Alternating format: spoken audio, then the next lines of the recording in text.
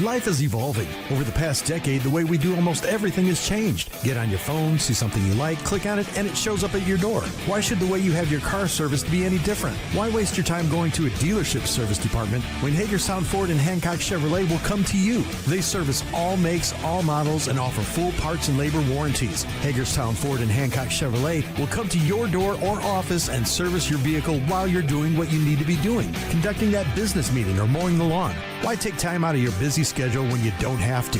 Hagerstown Ford and Hancock Chevrolet's friendly, knowledgeable staff will come to you where you live or where you work for full service maintenance, from oil changes to tire rotations, brakes, batteries, multi-point inspections. They handle it all.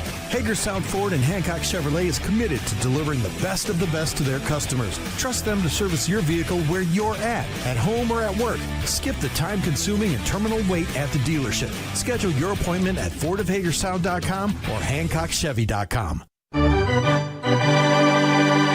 The following is a special sports broadcast presentation of Talk Radio WRNR Martinsburg. Play ball! It's time for the fun and excitement of West Virginia high school baseball.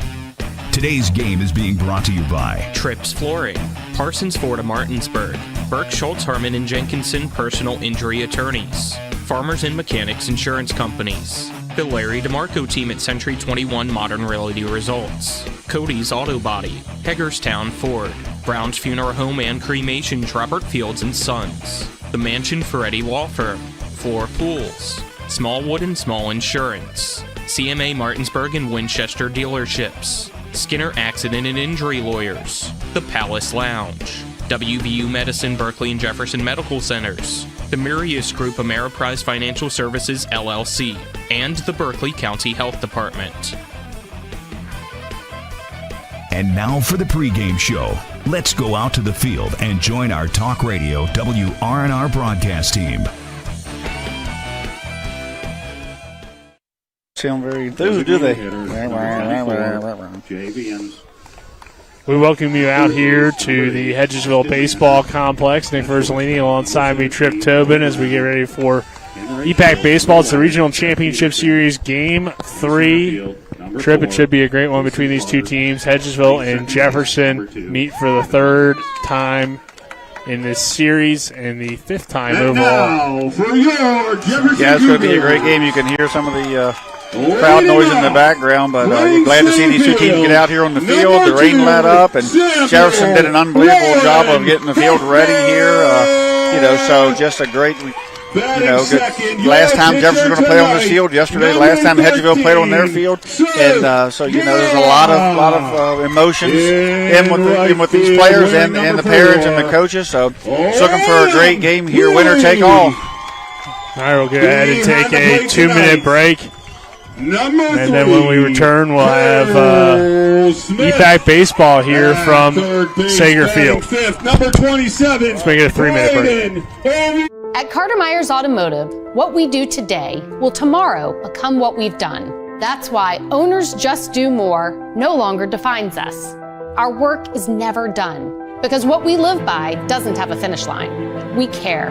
Our company of owners is moving lives forward every day by finding more ways to care before, during, and after your purchase. Because when you're happy, so are we. Carter Myers Automotive. Proud to be the owners who just care more. Palace Lounge in Martinsburg is the place to be. Join us every night to relax and enjoy football or basketball games featuring either the Martinsburg Bulldogs, Shepherd University Rams, or West Virginia Mountaineers. We will have steak night every Wednesday, trip nights every Thursday, and now taco and margarita nights every Tuesday. You can find us on Facebook or call 304-267-7520. The Palace Lounge is located at 1350 Edwin Miller Boulevard in Martinsburg. Most insurance companies see you as a claim number. Most law firms see you as a case file. When their top priority is their bottom line, you only get a fraction of the attention that you deserve. At the law firm of Burke, Schultz, Harmon, and Jenkinson, it's personal. We listen to our clients to see the whole picture, because every part of you is important. For a team built on relationships and results, call Burke, Schultz, Harmon, and Jenkinson at 304 Lawyers.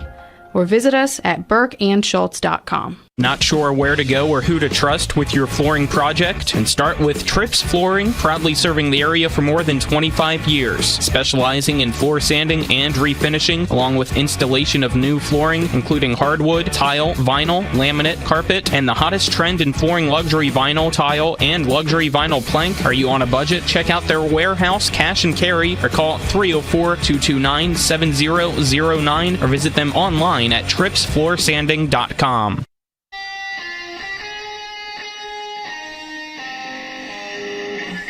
At Carter Myers Automotive, what we do today will tomorrow become what we've done. That's why Owners Just Do More no longer defines us. Our work is never done because what we live by doesn't have a finish line. We care. Our company of owners is moving lives forward every day by finding more ways to care before, during, and after your purchase. We're back here at Sager Field, an electric Sager Field here tonight. Nick Verzolini alongside me, Trip Tobin, as we just had the national anthem performed on guitar by one of the players for Jefferson. And they certainly brought the atmosphere here tonight, Trip. Earlier they were playing music to not get Hedgesville hyped while they were warming up. Pulling out all the stops. And then the PA guy was not hyped while he was announcing the players. We had stuff like the song from Titanic playing. Yeah. So a lot of interesting stuff here tonight in terms of trying to get maybe in the Eagles' head, but at the end of the day, it's going to come down to the guys on the field. Yeah, it's going to come down to these guys on the field, and then, just seems like just yesterday we were watching Martinsburg or Spring Mills, and, in a one-run ball game to open up the EPAC season, and here we are with two of the arguably been the best all year long, and, the 1-2 seeds here, they earned it. They deserve to be here, and this is going to play out on the field tonight. No threat of rain. The field's in a good shape. Hats off to all those guys that work their butts off to get this field ready and, not try to force some type of Sunday or coin toss or whatever may happen could they not have gotten this game in. So just an unbelievable atmosphere here and just a lot of emotion here with it being the last game of the year for all these guys at home. And, graduating tomorrow is Jefferson, their guys. So it's just going to be an electric night here. And unfortunately, I don't think we'll have time for our coaches' interviews, but I heard from Coach Jones of Jefferson, heard from Coach Grove of Hedgesville. And Coach Grove, I asked him what's it take to win here at Jefferson in this playoff series, because his team did it 2 years ago. They were able to come here and beat Jefferson and ended up winning that series in 2 games. So he just kind of said, you got to remember, while this program has a lot of great history, the history doesn't have to be reality for your team tonight, and just try to overcome, I guess, all that extra stuff. And, I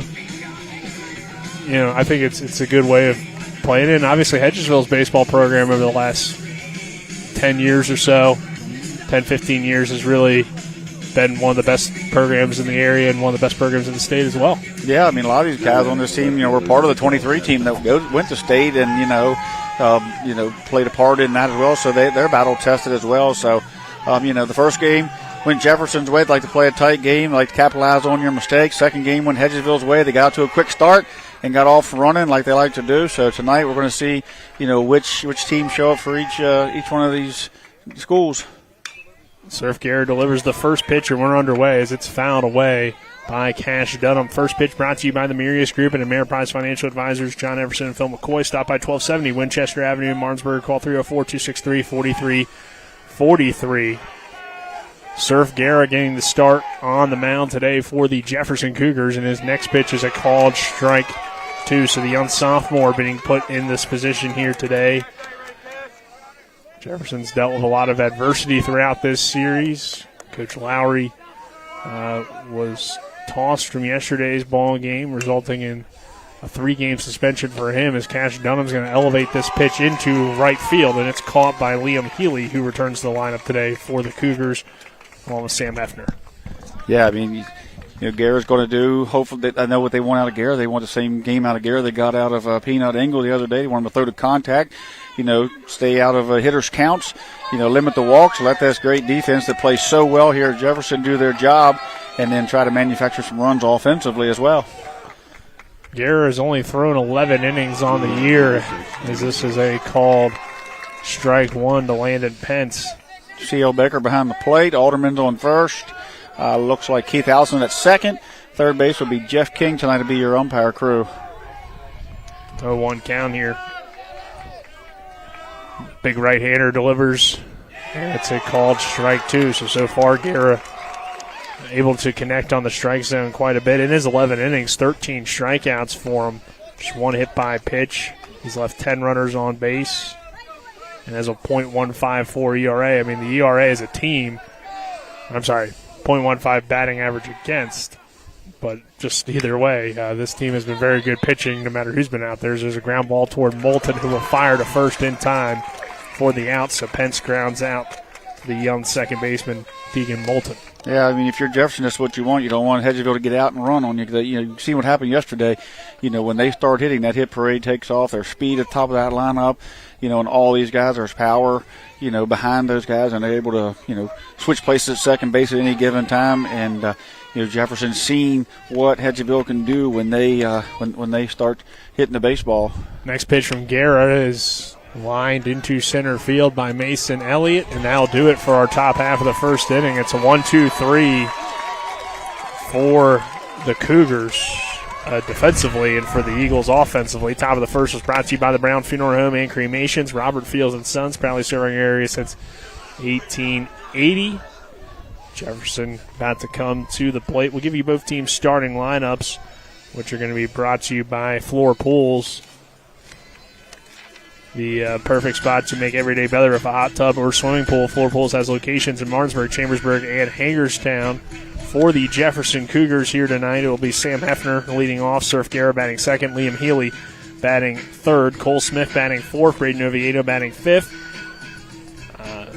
Liam Sager batting sixth, the designated hitter, Rolfe batting seventh, Moulton batting eighth, and Dominguez batting ninth. And on the mound today for Hedges will be Landon Pence going up against Surf Guerra. Trent Canarium will do the catching for the Eagles. And Cole Smith, as I mentioned, will do the catching for Jefferson. Starting batteries are brought to you by Cody's Auto Body at 851 Wilson Street in Martinsburg. Call 304-901-4777 or visit their Facebook page. So we'll see Landon Pence here today trip the right-hander for Hedgesville. Senior, a lot of experience, obviously. Could have gone him, could have gone Mason Elliott, but they got both arms available today if they need to. Yeah, they've got, they are deep in pitching, not just deep in pitching, but deep in very good pitching.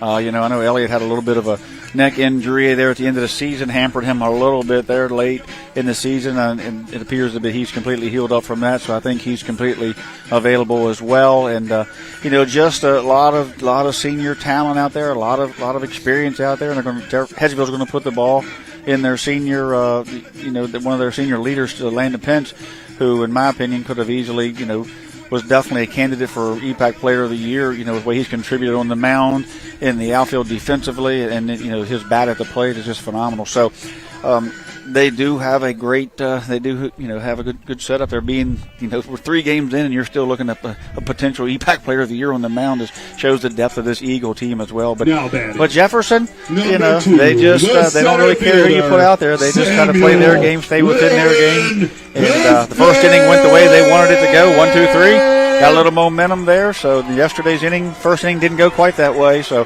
see if Jefferson can win an inning here at home here in the bottom half of the first. Landon Pence on the mound. The only thing Coach Grove didn't like about Landon pitching today is he can't play center field. Yeah, that's definitely something to talk about there because he did an amazing job out there. Yesterday morning, feels like days ago, but it was yesterday morning, when he climbed that wall out there and stopped that big first inning from Jefferson. Missed with the first pitch. Second pitch, a swing and a miss for strike one. Yeah, Pence is out there. The wind blowing wind's blowing right at him, so he's pitching into the wind. Batter has the wind, in his favor, going straight to center field. It's always a tough thing to do is throw into the wind. 1-1. Pitches at the knees for strike two. You got him on a fastball up that Hefner couldn't catch up to, and then a curveball in. Looking. Typically, as a 1-2 pitch here. So called strike three. Hefner goes down looking to begin the game for the Cougar offense, and that'll bring Surf Guerra to the plate. Usually Jefferson's a team that wants to start things early at 6 p.m., but tonight pushed back to 8 due to the rain that we had earlier. And you mentioned it, Tripp. It kind of feels like it's been multiple days since the game yesterday, and that's kind of with how the weather we've experienced. We had tornado warnings yesterday evening and then thunderstorms this morning into now kind of a windy, cold day. So we've experienced it all. It was warm in the middle of the day as well, so it's felt like multiple days because of all the weather, I feel like, that we've gone through over the last 24 hours or so. Yeah, after the early days, the first pitch to Guerra goes curveball away, staying away from him a little bit. But after that early morning matinee, it feels like today's Sunday because it almost feel like, you got off like yesterday was Saturday, it feels like. 1-0 pitch is low for ball 2 here to Guerra, the pitcher today for the Cougars. He's been hitting the ball well throughout this series. He's been the consistent bright spot, it feels like, for this Jefferson offense. That has struggled a little bit against the Eagle pitching staff as the next pitch on 2-0 is called a strike. Yeah, to me, he's one of the scariest hitters in the EPAC. I think he got snubbed on the first team, but that's just my opinion, and my opinion don't count. But certainly was just like I talked about Pence possibly being an EPAC player. He certainly should have been in the first or second team infielder there on that, in my opinion, which, again, matters to nothing. Of course, I could make up the trips, first, second team, but, and then we could have a banquet somewhere. And is that the Berkeley Post 14 Awards? Yeah, we could have Mike Hornby pay for it, it'd be great. Fouled that back for a 2-2 count. 2-2 pitch here from Landon Pence is fouled away. Landon's one of his pitches here today as he's going to attacking Jefferson a little bit. Looks like it'd be a fastball up and out, and trying to get Jefferson to pop that ball up or chase. Did get Surf to protect there and expand the zone, but he was able to foul it off and stay alive here at 2-2. 2-2 count here for Guerra. One out here in the bottom half of the first inning. Breaking ball, swing and a miss. Strike 3, beautiful pitch from Landon Pence, the right-hander, to get the strikeout. Yeah, nice pitch here, curveball. I'm not sure what Guerra was looking for there or setting on, but just was a great pitch there. He tipped the cap to the pitcher and go in and get ready to pitch the next inning if you're Guerra. Jefferson trying to extend this inning as much as possible, and Hedgesville looking to duplicate their offensive inning here with Jefferson going 1-2-3 possibly. I was going to say, as Healy pulls back the bunt, may come down to some small ball today for the Cougars, and without Healy and Hefner in the lineup the past 2 days, they've been a little bit limited. They still have good speed in the lineup, but not having those two at the top, it's a big loss, obviously, for Jefferson. Yeah, those two can run extremely fast. They match, Hedgesville's top of the order in speed. 1-0 is a called strike. 1 ball, 1 strike here on Liam Healy, the right fielder. C.L. Baker behind the plate there. Jefferson fanfare thought that might have been up and out, but strike in his eyes. Next pitch is popped up and out of play. So 1 ball, 2 strikes. Pence gets ahead of Healy. We're going to make it a 3-strikeout inning possibly, with the strikeout looking to Sam Hefner and the strikeout swinging to Surf Guerra. Yeah, he's looking fantastic at the moment here. He's got Jefferson swinging the bat, got him in pitcher's counts a lot, 1-2. 1-2 is a waste pitch in the dirt for ball 2. 2 balls, 2 strikes. You can see him kind of keeping his hand warm out there. Pinches, throwing into the wind. The pitchers hate throwing into the wind. They just feel like it takes all their velo away, and it does a little bit. And so they just don't like it. And the 2-2. This is inside for ball 3, full count. Healy, great hitter there in the 3 spot, can hit gap for gap. He can slap the ball around. He can get out of that box quickly and get a lot of infield singles. So, 2 outs. Try not to. Hedgesville doesn't want to get him on, get a chance to move him over. And the 3-2 is called strike 3 on the lower inside corner. Healy disagrees with it, but that'll end the inning. 3 up, 3 down, all with the strikeouts for Landon Pence. We'll go ahead and take a 1-minute break. On the other side of that break, we'll have the top of the second inning. This is EPAC Baseball on Talk Radio WRNR and TV 10.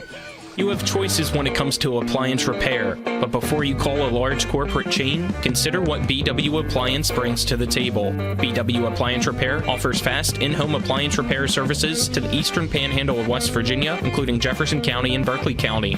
We strive for professionalism, dedication, and honesty.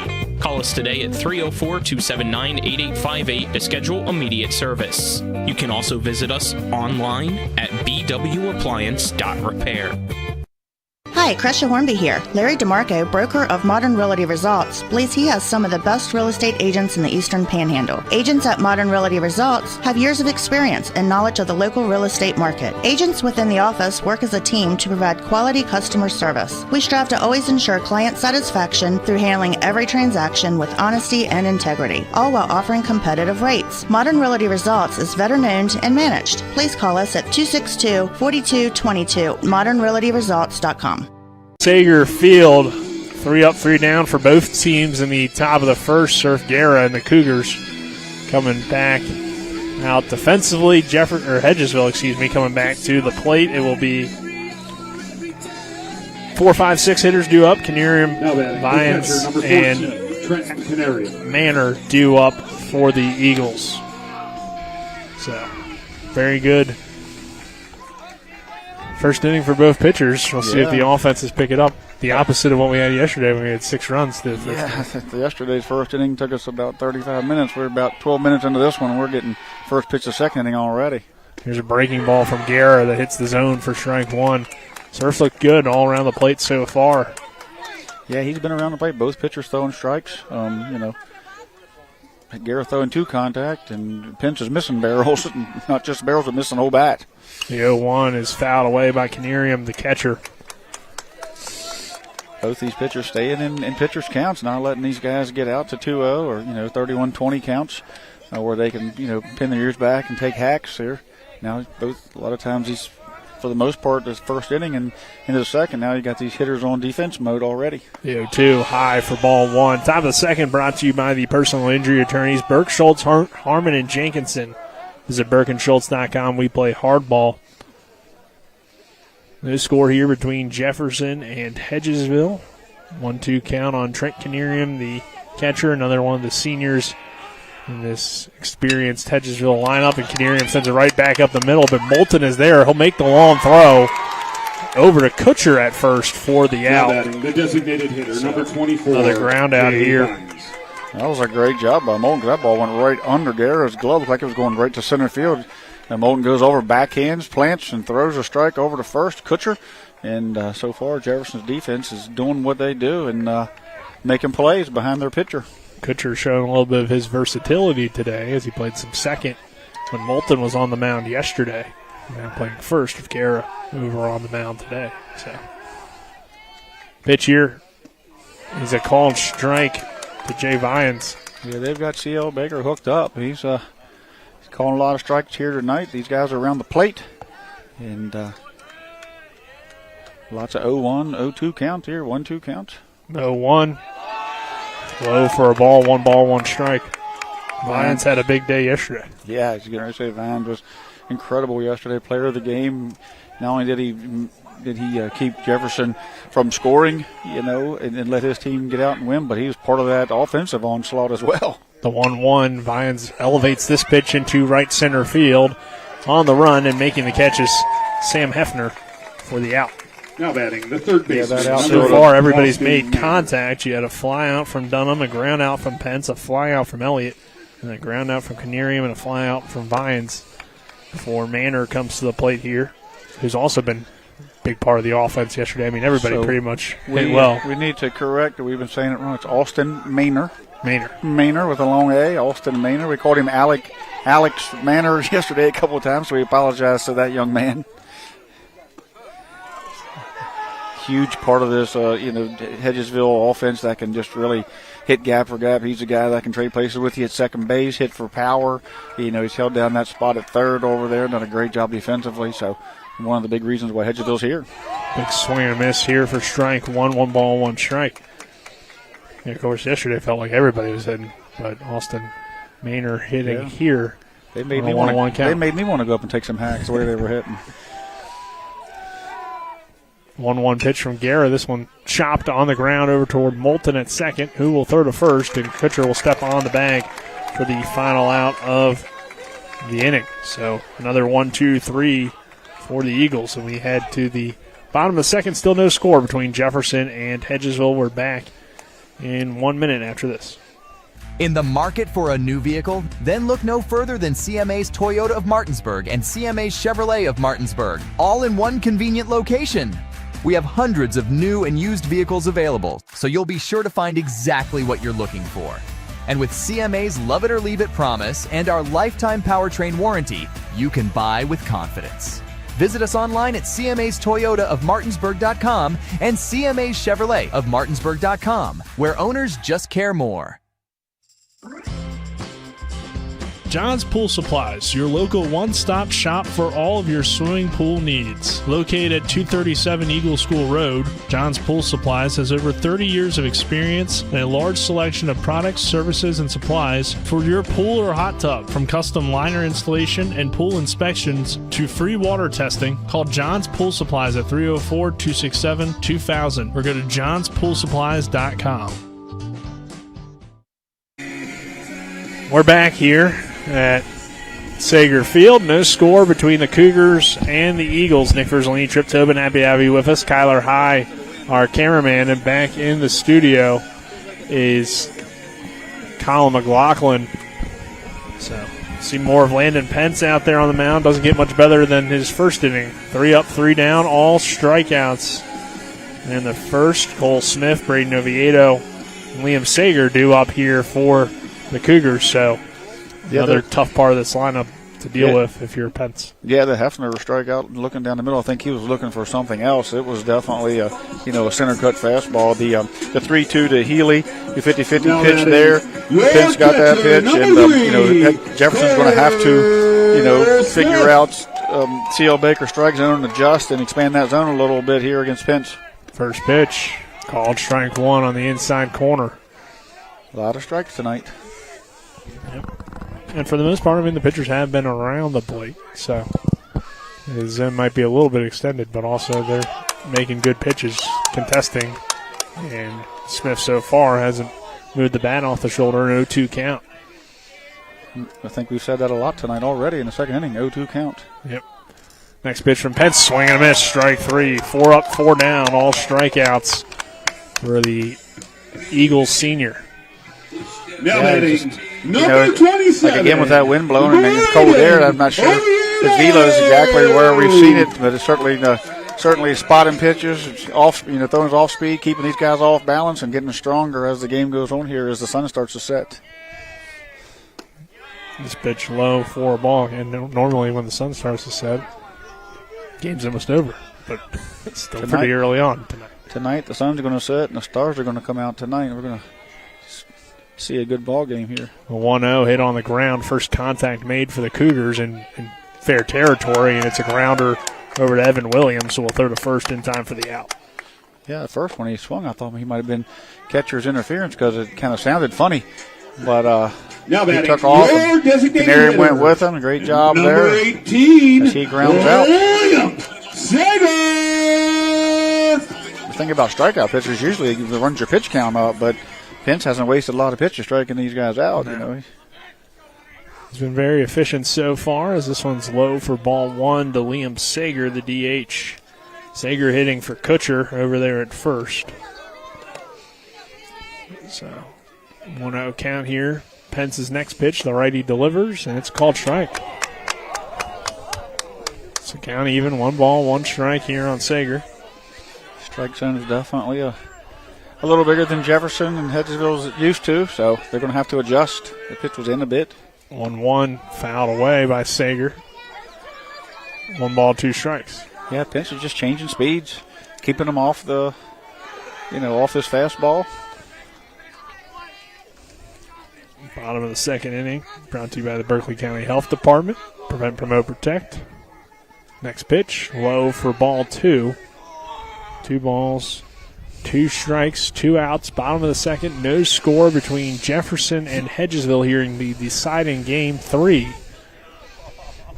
Winner of this regional championship series will head to the state tournament in Charleston to play among the 4 best teams in Class 4A. Sager hits this one on the ground again towards second, and Evan Williams will throw to Elliott at first for the final out of the inning. So a pair of ground outs for Jefferson in the second, but don't threaten too much against Landon Pence as we will head to the third.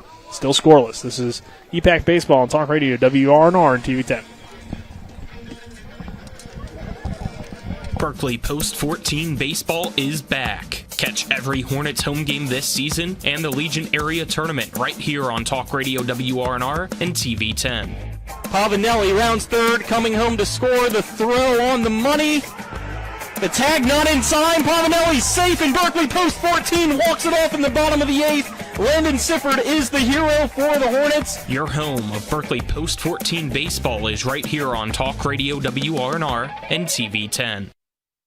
With a great selection comes great possibilities. And at CMA's CDJR of Martinsburg, the possibilities are endless. Shop our amazing selection of new vehicles like the Ram 1500.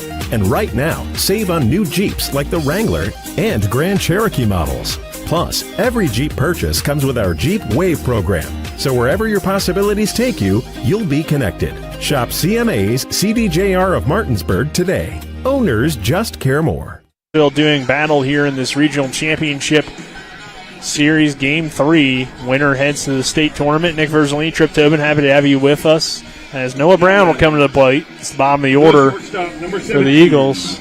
Noah Brown. Yeah. And unfortunately, we had a slight camera issue. We'll have to talk you through it, right? Yeah, we'll talk you through it.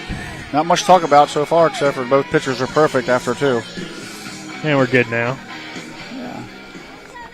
Brown, Pedersen, Plogger due up. 7, 8, 9 hitters. Surf Guerra, the right-hander, will deliver the next pitch, and it's a bunt attempt from Noah Brown. It heads down the line, and it will go foul. Oviedo.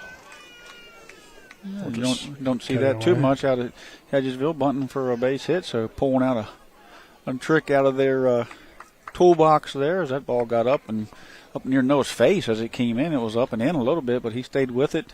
Went with a surprise tactic, knowing if you don't get it down the first time, you can't pull back and then try it now because that pulls Oviedo in. So the surprise tactic here is gone. So now you probably look for him to swing away, but great chance there. I think if it stays fair, he's got a heck of a shot. Yeah, for sure. At least to make Oviedo make a very tough play, but we know he's certainly capable down there at third. The 0-1 pitch. Brown's going to power up into this one, deep left field, and it's out of here, off the wall. Noah Brown with a double. Don't want to bunt when that's your result. Yeah, I was like you. I thought it was carrying with the way the outfielder looked, almost like he was looking up, watching it go over the fence. But it, Rolf looked up, thought it might have got out of here, caught top of the fence there and dropped. So Hedgesville with a great change here, lead off double, and their number 8 guy up with Plogger on deck, and then Cash Dunham to follow. I was going to say Noah Brown was trying to break up the perfect game with the unwritten rule of laying down the bunt, but the double is certainly not an unwritten rule to hit one of those. As Brett Pedersen will swing and miss for strike 1, so Brown, the first base runner to reach safely tonight for either team. Brett swung through the curveball there as Guerra went to his curveball. Having faith in it, 0-0, that's always a good sign when you're pitching. Pedersen takes the next one for strike 2. Surf Guerra loses the hat once again with the wind blowing here at Sager Field. Chilly night. Yeah, I think it just close to 50 degrees there. We're going to see it dip into the 40s real field before too long with that wind blowing. And Noah Brown off of second base, the 0-2. Pedersen gives this a ride, deep left field. That ball's carrying, and that one is not coming back. A 2-run home run for Brett Pedersen gives Hedgesville the 2-0 lead here in the third inning. A Noah Brown double off the wall and a Brett Pedersen dinger as he falls into home plate. Gives the Eagles the 2-0 lead. Yeah, sweet redemption for Brett. He had a couple strikeouts the other day, and just today coming in here, just showing what he can do. As he elevated that pitch, very similar to the pitch that Noah Brown got, but got a little bit more on that one, sent that one out into the parking lot. Well, the Eagles were making contact off of Guerra in those first 6 at-bats. A couple of 3 flyouts and 3 groundouts. But now they're making hard contact, and like I said, I mean, the wind's blowing and the ball's flying here at Sager Field. Yeah, those 2 balls were hit extremely. That double by Noah Brown had a chance, and then That was a no-doubter by Brett as Rolfe turned and just watched it fly. Jason Plogger now will try to pick up where his teammates left off. A 1-0 count on him, and Plogger takes a healthy swing at that one for strike one. Jason Plogger, the center fielder today for the Eagles, played right field yesterday with Landon Pence on the mound. He'll play center today. He's been a very good contact hitter for them. 1-1 pitch, big swing and a miss, strike two. So see if Guerra responds here to the home run ball and the double. 1-2, nobody out, nobody on. 2-0 Hedgesville here in the third after the 2 RBI Brett Pedersen home run to deep left field. Guerra looks into his veteran catcher Cole Smith and steps off the mound and resets. And they'll have a conversation out there. Yeah, Cole Smith will go out and talk to him, and it's not anything. I'm not sure that it looks like Guerra and the signs are kind of crossed up there. Other than that, it wasn't too much. Going to go back now and retreat. Well, Cole was, like you said, Guerra with the 11 innings and hasn't pitched a lot as of late. So, making sure they're on the same page here as a couple of balls have been hit hard, making sure he's throwing what's being called by the dugout over there. They do have some extra guys available if needed, as this one's popped up into the air. And Oviedo calls everybody off and makes the catch for out number one. Would Alex Danner still be available on 19 pitches yesterday? Yeah, he's available. Yeah, so he could come in and throw or close, and so he's an option over there for sure. But they did have Sager leave, and it looked like he had some arm soreness. I don't know exactly if he would be eligible anyway, but if Danner wasn't eligible, they'd be pretty fit on pitchers, as Guerra lost control there on his way to pitch. He slipped off the mound there, it looked like, because his cleat got hung up or something in there. And nobody on, so no harm, no foul there. Right. So he'll reset. Dunham flew out to right field last time up. Next pitch, a big breaking ball that hits the zone for strike one. So Guerra works ahead. 0-1 count. Next pitch, hit hard, back up the middle. That's underneath the glove of Moulton and into right center field for a base hit for Cash Dunham. Now you got to be worried about the speed.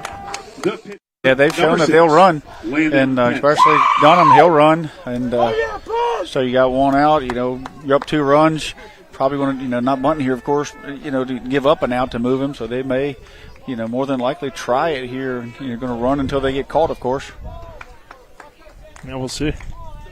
Pence did ground out his first time. Moulton just barely couldn't get to that one.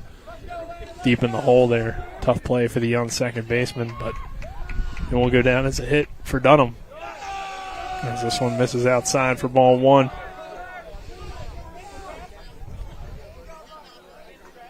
Bottom of the lineup, striking here for Hedgesville. After the first 6 batters went, that Guerra retired the first 6 batters. Long off-the-wall double for Brown. Home run by Pedersen, giving Hedgesville that 2-0 lead. Now top of the order, Dunham with a base hit. Pence is going to crack this one into center field, but it's caught on the run by Sam Hefner. Well hit ball, but right to him. Now batting, the first baseman, number 7. Yeah, he got good wood on it. It sounded like it almost. I'm not sure what he's swinging there. Almost sounded like a wood bat the way it sounded, but it had a little bit of a wood sound to it as it came off in this wind, and then it was hit pretty square, just right at center fielder there. Yep, Mason Elliott will come to the plate now. Flew out his first time. Now 2 outs in the inning. They check on Dunham. Yeah, 2 outs is a very good chance you'll see him take off here. So good job there by Guerra. Keeping an eye on that runner over there with 2 outs. Is certainly want to move up here if you're Hedgesville, if at all possible. Yeah. You're also thinking probably young pitcher as Dunham takes off for second. Good throw from Smith, but it's just sliding in safely. Is Cash in time to steal the base? It was a great throw there. Just hopped on to the left side of the bag a little bit. Forced Dominguez to reach and then pull back, make the tag. Just allowed Dunham just enough time to get there. So Hedgesville showing that speed. So runner in scoring position now for Mason Elliott. The next pitch, Elliott sends it on the ground towards short. Throwing from short is Dominguez, and off the bag is Kutcher. So beating out an infield single is Mason Elliott. Good job there. Elliott not known for his speed, more for his,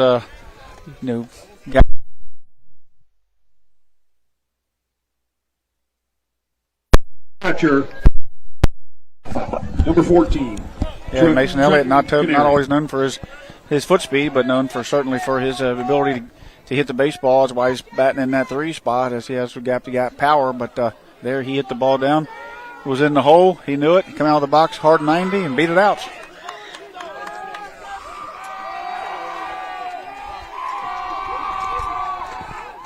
So runners on the corners, 2 outs, and the pitch misses outside for ball 1 here to Trent Canerium.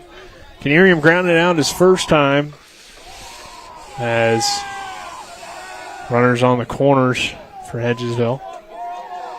I'm not sure that you're going to see Elliott steal here, but certainly got to keep the ball up if you're ball 2 in there for Canerium. But you certainly got to watch anything that gets away from the catcher here with Cash Dunham's speed and his aggressiveness on the bases.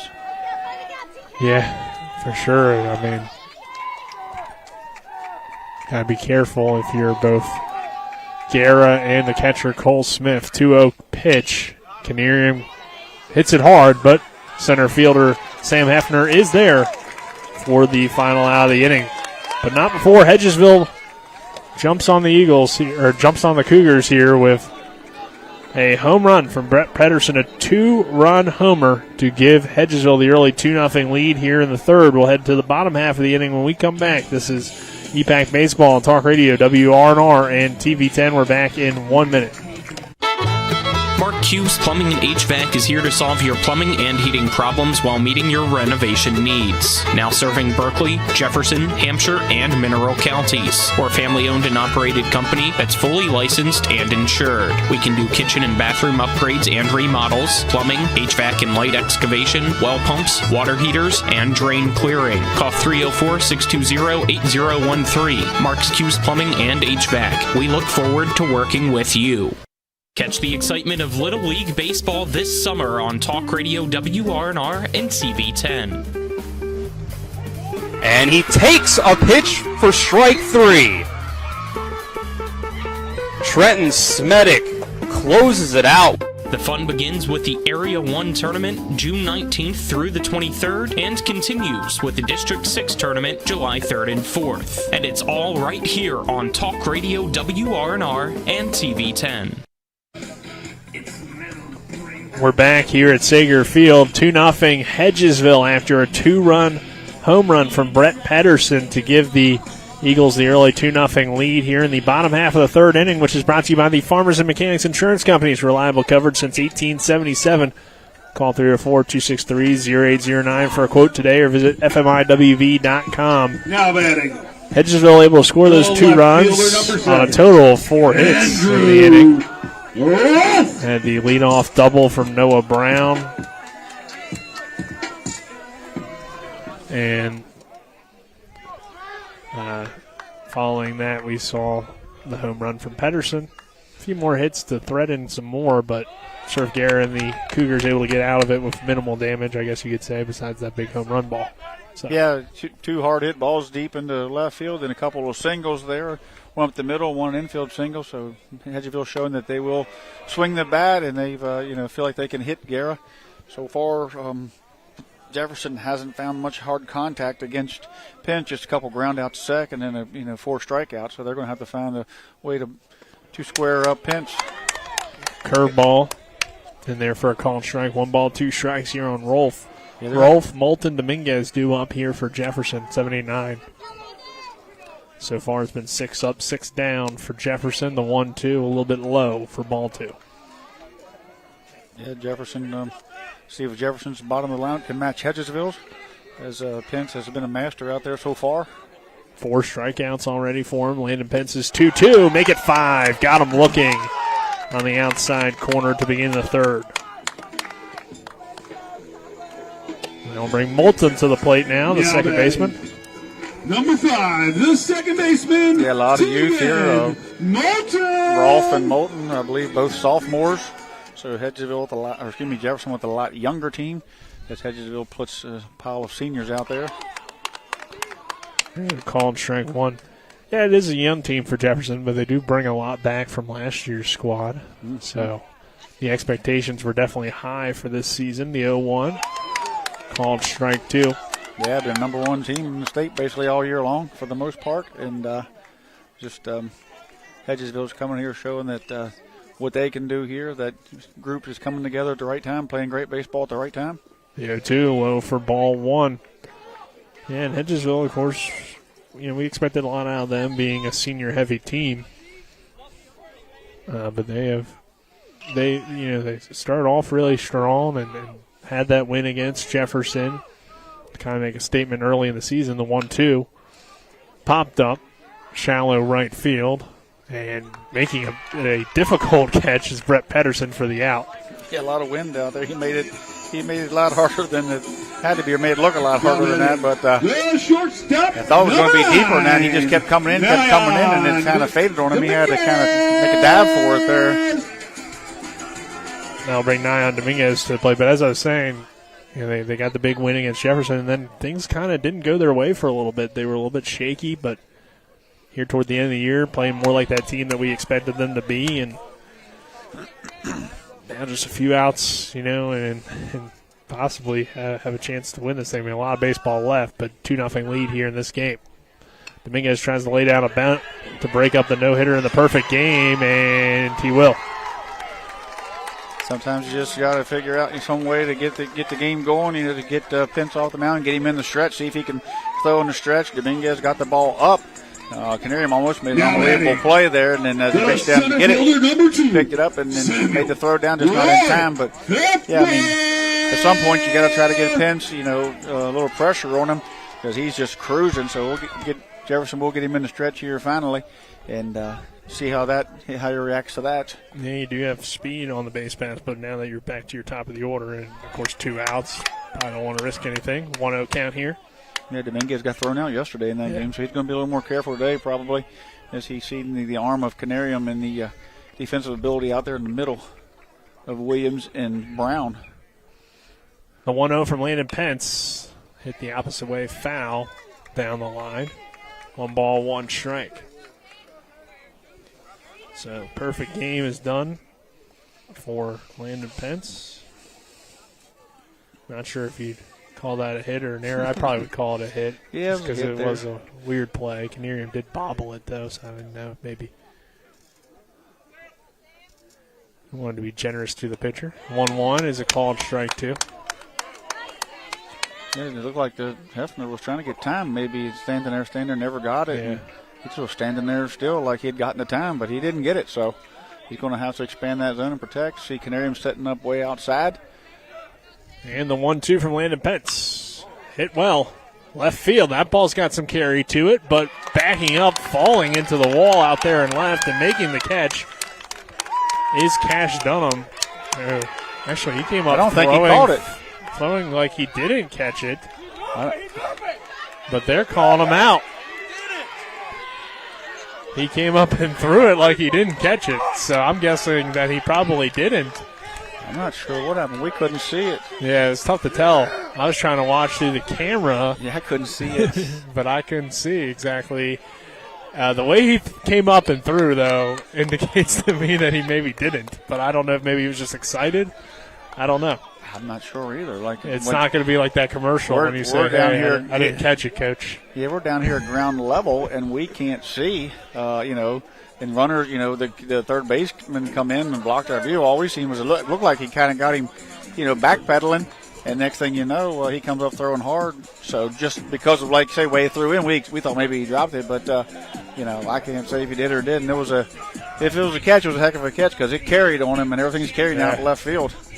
The ball is definitely carrying out there and left, and we'll stay here for now because there is at least some discussions about that play out there. And Hedgesville, meanwhile, was walking off the field because they, of course, saw the out call. And then the ball came flying in, and then all of a sudden Jefferson starts running around the bases as if he didn't catch the ball. But it seems like it's going to stand, and the Cougars will retake the field. Down 2-0 when we come back. This is EPAC Baseball on Talk Radio, WRNR, and TV 10. Happiness grows here. Orr's Farm Market. Spring has sprung. Time to head to Orr's Farm Market to find your flowers, veggie plants, bagged mulches, and potting soil. Visit our bakery counter to try our new homemade quiches, pepperoni rolls, and don't forget our pie flavor of the month, Boston Cream Pie. We have West Virginia food products, local coffee, honey, maple syrup, dairy, and meat. We have 25 new Orr's jam and salsa flavors for you to try. Check us out at orrsfarmmarket.com. And remember, Orr's Farm Market, happiness grows here. Berkeley Post 14 baseball is back. Catch every Hornets home game this season and the Legion Area Tournament right here on Talk Radio WRNR and TV 10. Pavanelli rounds third, coming home to score. The throw on the money. The tag not in time. Pavanelli's safe, and Berkeley Post 14 walks it off in the bottom of the eighth. Landon Sifford is the hero for the Hornets. Your home of Berkeley Post 14 baseball is right here on Talk Radio WRNR and TV 10. We're back here at Sager Field after Cash Dunham makes a great catch up against the wall in left field, as he was falling back. Led to some controversy whether or not he did catch the baseball, but umpire ruled an out, so we will continue here as we head to the top of the fourth. Top of the fourth brought to you by the Skinner Accident Injury Lawyers, representing accident injury claims for over 50 years. Go to SkinnerWins.com. It's a 1-0 count here on Jay. Vines flew out the center field last time. Time up.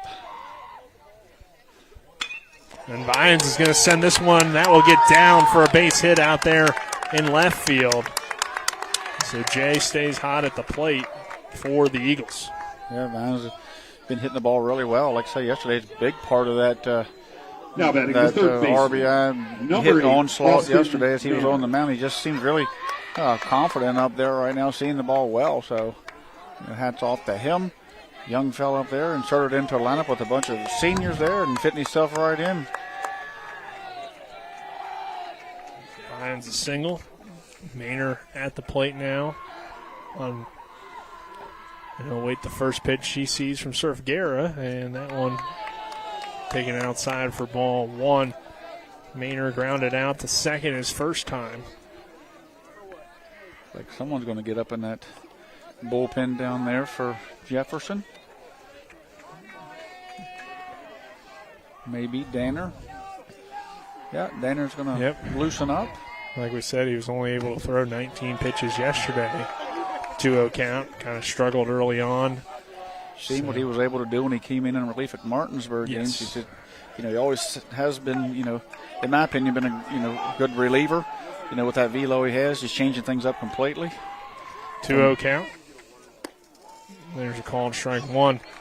And it was here. Maybe feels a little bit more comfortable at home. But in that Martinsburg game, he shut it down and helped Jefferson close the door on the Bulldogs and get to this point. So 2-1. This one's lined into left center field. That will get down for back-to-back singles from the middle of this order. 5 and 6 hitters. Maynor's on.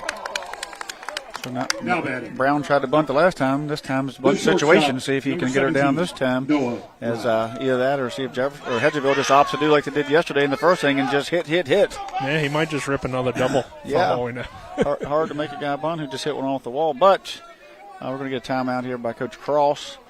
Talk to Gary, gives Danner a little bit of time to loosen up as well. But, they're going to have to definitely think about possibly, defending the bunt here, especially with the home run hitting Brett Pedersen on deck, who could certainly do some damage. You get somebody over third, base hit, sac fly, anything could certainly force you get them over to third, you draw the defense in. There's a lot of things you do there. If you move guys over, you take away the double play, and you hand the game over to the guy who's just hit the ball over the fence. So very possible they'll bunt here. But like I said yesterday, in the first inning, they just decided just to hit one after the other. I mean, they're their hitting is contagious. You know, haven't seen anything that contagious since COVID. The way they hit. Yeah, it's pretty crazy because they'll just continue to hit, and it just takes once one guy breaks through. It seems like this team seems to figure it out as a unit, and Noah Brown will show bunt, and that is effective because it seemed to have thrown off Cole Smith behind the plate. The ball gets away, and the runner advances to third. And second and third, I should say, is got two in scoring position for Noah Brown and a hitter's count at 1-0. Yeah, you can take it off now. Guerra threw that curveball in the dirt. Certainly, Cross went out there and probably said, "Hey, it's a bunt situation. Maybe throw a curveball there. They're harder to bunt, and maybe something up." That ball is down and away, so maybe missed his spot. I'm not sure, but certainly a curveball call is not a bad call. And like I said, now you have Jefferson's defense up on the grass, giving Noah Brown a big infield to hit through. Pitch here misses for ball 2. Hedgesville's feeling it at the moment here, top of the 4th inning. Kind of put some distance between them and Jefferson. Once again, you see Danner down there getting loose quickly. The 2-0 pitch, called a strike. 2 balls, 1 strike. That would be a tough pitch to hit there if he stays on the inner half. So Noah Brown trying to come through here, add some more runs to this 2-0 Eagle lead. Runners on second and third, a 2-1 count after back-to-back singles, and Brown's going to hit it on the ground. Shortstop Dominguez looks everybody back and throws to first in time for the out. So Guerra gets what he needed there, an out. Now batting, the right and now Brett Pedersen, who hit the home run earlier. Pedersen. Yeah, it's a I problem. wonder if maybe you put him on.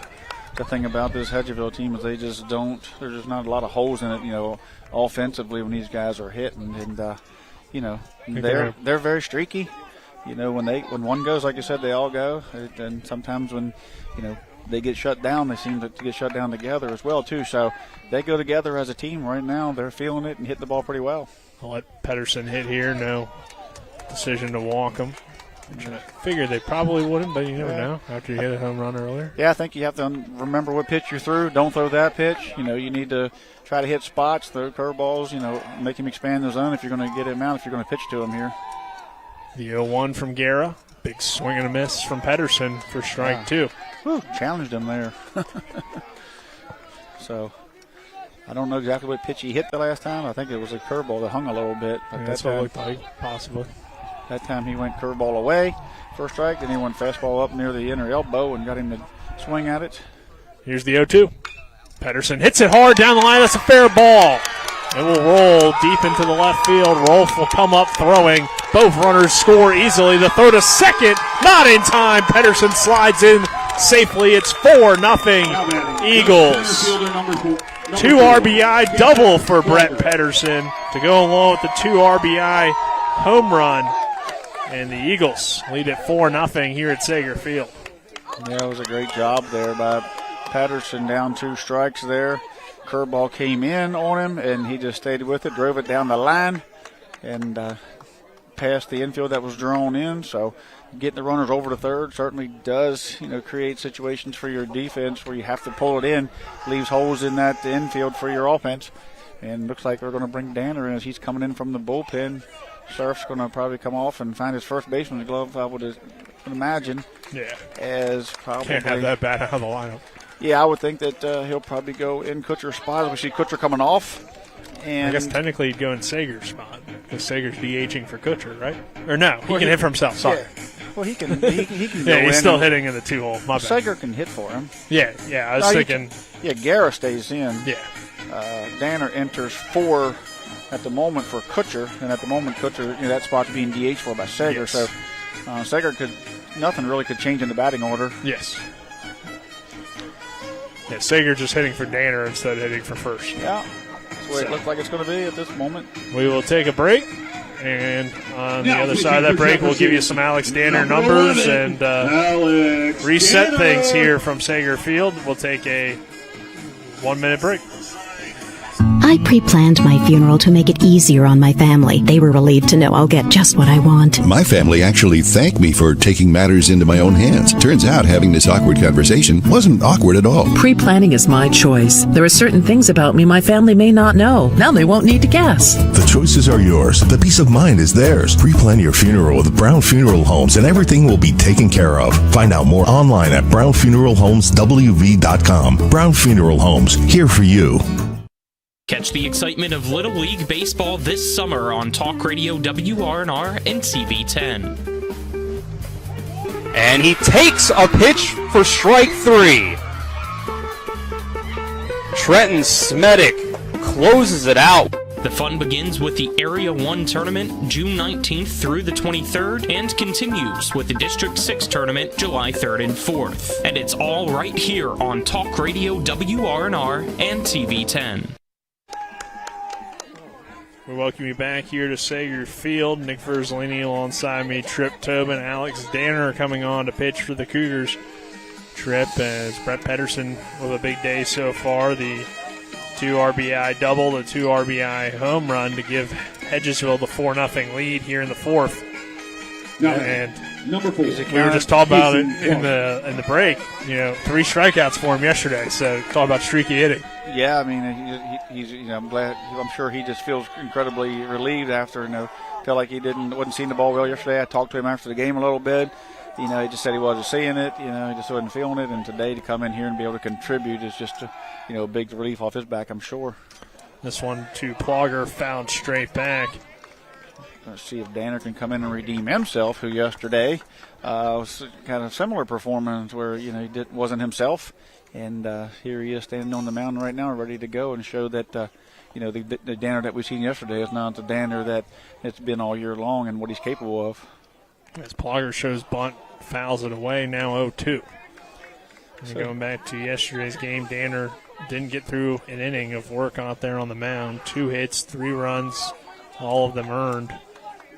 And no strikeouts, 1 walk for him. So it was a very brief performance, but Hedgesville got to him early. Yeah, but I mean, it was able to bring him back. I mean, that probably was the plan to say, hey, if you don't have it, you don't have it. We'll need you tomorrow. The 0-2 runs away and outside for ball 1. 1 ball, 2 strikes, 4-0 here. Hedgesville leads Jefferson. Runner on second base is Brett Pedersen. Kason Plogger at the plate, who flew out to Oviedo his first time up. And the 1-2, fouled away. Plogger in the 9 hole here. Just like to see Hedgesville just up and down their 1 through 9 offensively. On paper, it's just a better hitting team 1 through 9 than Jefferson. Jefferson at time, I think, up until now, Hedgesville's pitching has really come along, and their defense, and there was places in the lineups that Jefferson probably was graded a little bit better than Hedgesville. Consistency being one, things like that, but Hedgesville's righted that ship, and I think right now that they are, of course, up 4-0 and possibly the EPAC champ. A 1-2 fouled away here by Kason Plogger. Despite the struggles yesterday for Danner, 2.172 ERA for him on the year, 7-2 record, whip of 1.034, so still has been tremendous this season, whether it be as a starter or reliever for this team. And a big reason why they got to this point was his pitching performance against Martinsburg in relief in the, I guess you could call it semifinal, sectional championship, whatever you want to say, even though that's not technically how it is ruled anymore. But a drop third here, throw down to first, is in time for the out. So Danner comes in and gets the first Eagle strikeout. Yeah, you've seen that pitch down and away. Great job there by his catcher there, Cole Smith. Now you know why he's one of the best in the state. Blocked that up, checked the runner at second, pushed Pedersen back, and then made a sharp throw down there to first to retire the number 9 hitter in Kason Plogger. Our calls to the bullpen are brought to you by the Smallwood & Small Insurance Group in Martinsburg, your total insurance solution. Located at 1250 Edwin Miller Boulevard as this one runs inside for ball 1. Call them at 304-263-3361. Dunham with a base hit and a stolen base there. flew out to the right fielder the first time up, then a base up the middle, stolen base. So Dunham takes that one for strike one. Doing what he does as the lead off here, getting on, getting over. A lot of, we've seen, from Jay Vines to Maynard, Brown, Pedersen, all those guys are contributing for the 4 runs here in the bottom of the order for Hedgesville. Yeah, 1 through 9, I mean, all these guys can hit, so it's not really a surprise. It just kind of depends on the night which guys are really clicking. 2-1 count here with Pedersen on second as the Eagles look to add to that 4-0 lead. Alex Danner trying to keep his Cougars in it. 2-1 count, 2 outs. Danner checks the runner at second and delivers, and it's a swing and a miss for strike 2. Danner just seems to be more comfortable in the role of closing or coming in, longer reliever. Not sure exactly. He just needs a little bit of time to settle into the game. The 2-2. Swing and a miss, strike 3. It's back-to-back strikeouts for Alex Danner in relief. So Jefferson coming back to the plate here, down 4-0 in the bottom of the 4th. When we come back, this is EPAC Baseball on Talk Radio WRNR and TV10. We're back in 1 minute. Hey, it's Cody from Cody's Auto Body. You're a potty mouth. But we do a really great job fixing cars after an accident. I know, but you're still a potty mouth. I'm possibly the best friend you could ever have. You are, but potty mouth. If you need your car repaired, come to Cody's Auto Body, located at 851 Wilson Street in Martinsburg. Because that's Cody's with a T for f***ing trust. See? Potty mouth. Leave me alone.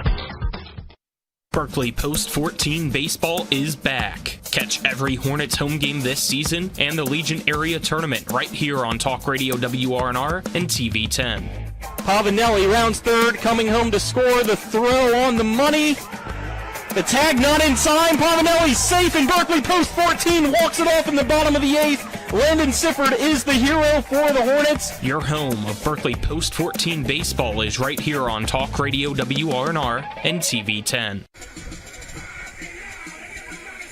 We're back here at a windy Sager Field in this regional championship series. Game 3. The winner heads to the state tournament. Nickford's leading alongside me, Trip Tobin. 4-0. Hedgesville leads Jefferson. Surf Guerra will lead it off for the Eagles. 2-3-4, or for the Cougars, 2-3-4 hitters due up. Landon Pence, baseman number 13, continues to throw a great game so far. Just 1 hit allowed through 3 innings. It was the Dominguez infield single, the only base runner so far in the game for the Cougars. Yeah, Jefferson needs to get those bats going if they're going to hit with Hedgesville. Pence is out there. He's a tough nut to crack. And, but they're going to have to try to generate some runs, try to put some pressure on Hedgesville. They play really well when they're loose. They're loose right now. And at this point, everything's going their way. And they're not necessarily they're going their way, they're earning it. Our bottom half of the 4th is brought to you by Floor Pools. Make every day better with a hot tub or swimming pool. Floor Pools has locations in Martinsburg, Chambersburg, and Hagerstown. As the next pitcher, Landon Pence. Low for ball 1. 1 ball, 1 strike for Pence so far in this at-bat against Guerra. Yeah, curveball down. Great stick there by Canarium. I think he fooled the Hedgesville fanfare. Maybe they were trying to fool the ump. I don't know. This one called a strike as well. Yeah, I think Guerra agreed with it, but C.L. Baker said it was a strike. Again, C.L. Baker behind the plate. You have Rick Alderman at first. Keith Allison at second. Jeff King at third tonight here in the umpire crew. 1-2 pitch. Fouled away. Also, Hedgesville going with the same uniforms they wore yesterday, so it must be good luck. Good luck with them, yeah. Looks like Canarium took one off the fingers here, and that's probably hurt pretty good. Especially on a cold, chilly night like tonight. Maybe not the fingers, but more of the forearm, maybe? Forearm, they're checking it. Oh, I got it on the muscle, looks like maybe. Yeah. So this pitcher, Landon Pence, comes over and talks to him. Make sure he's all right. Can hear him. Big part of this team, obviously. I think he's going to be okay. He's tough. Going to have to hit him someplace other than the forearm to get him out of there with the arm. He appears to be all right there. Yeah, I was glad not his finger. That could be, that can really hurt and agitate you as a catcher. Messes throwing up, and swinging the bats, and just sure he'll be sore a little bit there on that muscle, but a lot better than fracturing one of those hand bones. Yeah, especially on a cold night too. I mean, either way, it's going to sting a little bit, I would imagine. The 1-2 fouled away by Guerra, so he keeps the at-bat going. Jefferson hasn't had a whole lot of long at-bats tonight. It's been very efficient pitching, it feels like, for Landon Pence out there on the mound. So moving forward, we'll see if they can get more long at-bats and get to Pence here at some point, or if Pence is just going to continue to pretty much cruise. The 1-2 breaking ball misses high and inside for ball 2. Yeah, threw that one over Surf's head there as he didn't get a good grip on it. Jefferson in their white pants with their mustard and burgundy, right? Gold, I guess, is what you would call it. Fouled away here by Guerra. Yeah, we can call it gold. It's kind of the honey mustard color, yeah. Mm-hmm. Burgundy striping, burgundy letters. Got Cougars across the front.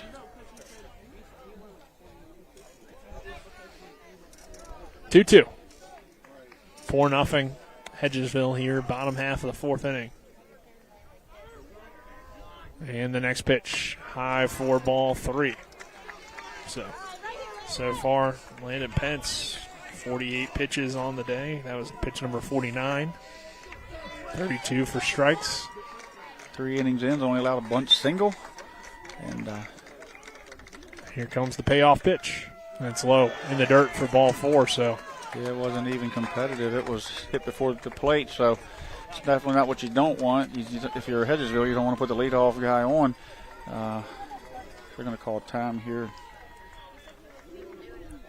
And it's like clear off. They're going to get all the all the gear off of Guerra and bring it into the bench there. And I think Canary was just taking a little bit of time to let that arm, because he had to block that one up as well. So Pence didn't like the grip on that ball. I think he got a new ball there as well. So now you've got Jefferson in a situation where they really probably ain't going to bunt much or steal. It's kind of out of their game. They're going to have to hit their way into it. Landon Pence's pitch, the new ball, works well for strike 1. And, we know they do really well generating runs, 1 or 2 an inning, but they need a big inning. So doubtful they're going to try to bunt at this point. Maybe get them in on first and second and move a guy over, try to cut the lead. Next pitch, hit on the ground through the 5-6 hole and into left field for a base hit. Liam Healy with the single, and the Cougars starting to threaten a little bit here in the 4th. You didn't think the Cougars were going to go away, that's for sure. The catcher, number 3. Right now they got them on first and second. They're going to see Snyder come out and talk to them, see whether or not they want to bunt Cole here, and then see if Oviedo can cut this lead in half. Jefferson's going to play a lot better if the game is closer. Not going to play a lot better. They're going to feel a lot better if the game's closer because they are the kings of generating runs and manufacturing runs. But the other side of it is do you really want to give outs to a Hedgesville team that could possibly put up 2 or 3 each inning you're on out? So, but regardless, I think you have to put pressure on Hedgesville, at least, not let them have that 4-run lead if you're Jefferson. If you're Hedgesville, you got to defend the bunt here. Don't put a guy on if they want to bunt. You're going to have to certainly throw a strike and let them get themselves out. Take a look at third if possible. But right now you've got probably the best hitter of the year so far, average-wise, with Cole Smith to the plate. So got a lot of tough decisions here if you're the coach of Jefferson. And so they went down and talked to Coach Dotson. As you know, Coach Lowry's not down there after the ejection yesterday, so he's sitting out this game. But they've been around Coach Lowry a long time, so his tendencies are that he may slash here or something to that effect to try to keep this inning going without giving a run up and move runners over. Yeah, definitely an interesting situation at this point in the game. 4-0 lead for Hedgesville, but Jefferson, like you said, like we know, Jefferson's not going to go down easily. Especially this part of the lineup, too. You like this part. 2, 3, 4 hitters due up in this inning. So Landon Pence handled them pretty well, though, the first time, but with 4 strikeouts to begin the game. Yeah, after the walk and the base hit, you might have to see work his pitch count a little bit. Certainly if Cole squares the bunt, he's going to force the second baseman Williams to cover first as Elliott hits up, so that would leave that hole open for a slash. Pence checks the runner at second. The 1-0 popped up in the infield. Evan Williams will roll over and make the catch. Infield fly.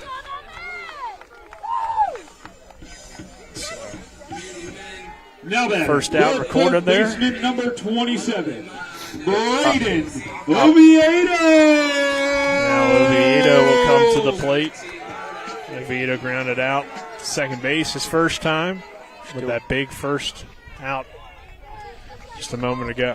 Still have Elliott way up and maybe looking for a possible bunt as Pinch comes in with strike one. There was a big out getting retiring Cole Smith, the 3-hitter there in that lineup, their 4-hitter, the big RBI guy for them. It's a big part of their win the first night. Ovi now sits in on an 0-1 count. Pence will step off the rubber and reset. Oviedo, we've seen him have home run power. He could really change this game with a swing as well, especially with the wind blowing out a little bit. And we've seen that ball travel to left field very well, and Oviedo's going to line this one up the right to center fielder, Kason Plogger, for the out. So 2 away. Yeah, that ball's hit right at Plogger. He got it on the nose and just didn't find the hole there. Good designated hitter number 18. So Liam Sager will hit here, 2 outs and 2 on. And a 4-0 Jefferson deficit for Jefferson. So inning started, a leadoff walk to Surf Guerra on a 3-2 count. Then Healy pushed a single through the 5-6 hole, and it looked like Jefferson might at least get a few runs up in this inning, but now 2 outs, and Liam Sager goes down swinging there on strike one. Yeah, big curveball by Pinch there. Not necessarily his off-speed curveball, more of a little slider there, I think, as that one had a little bit more velo than his off-speed curve. Pence checks the runner at second base.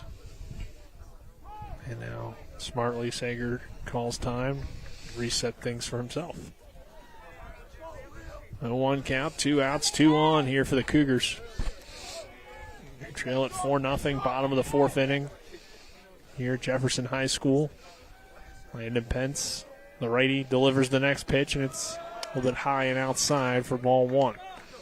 Yeah, you can sit there and we can second guess maybe why I didn't bunt. Maybe would have got a run in with Oviedo, all those things. But, I mean, at the end of the day, you turn around and you look from beyond that, you're looking at a lot of young guys, with Sager and Rolfe and Moulton. Throw over, pickoff attempt. Guerra slides back in safely. Yeah, it's hard to take the bat out of Cole Smith and Braden Oviedo's hands. So. Yeah, it's hard to do that. Like I said, and you got, the younger guys below them there that doesn't quite have the off-the-fence power at this point in their careers. And so probably take a shot at it there, and then on first and second, let those two guys try to get you 2 or 3 runs. Yeah, plus it's 4-0 game. So, 1 run, while it helps, it doesn't completely get you back in it or tie it up or really. You head into this inning 4-1, you're not feeling super great about it. If you get to 4-2 or 4-3. Feel a little bit better, but might go in 4-0 if Landon Pence can work his way out of it. 1-2 count here after the foul ball. Definitely in a pitcher's count here. Got Sager wondering what's coming next. Mason Elliott ties his shoe down there at first. We reset things here between the Eagles and Cougars. Bottom half of the 4th inning, 4-0 Hedgesville. Runners on first and second. Surf Guerra with a leadoff walk, followed by a single from Liam Healy.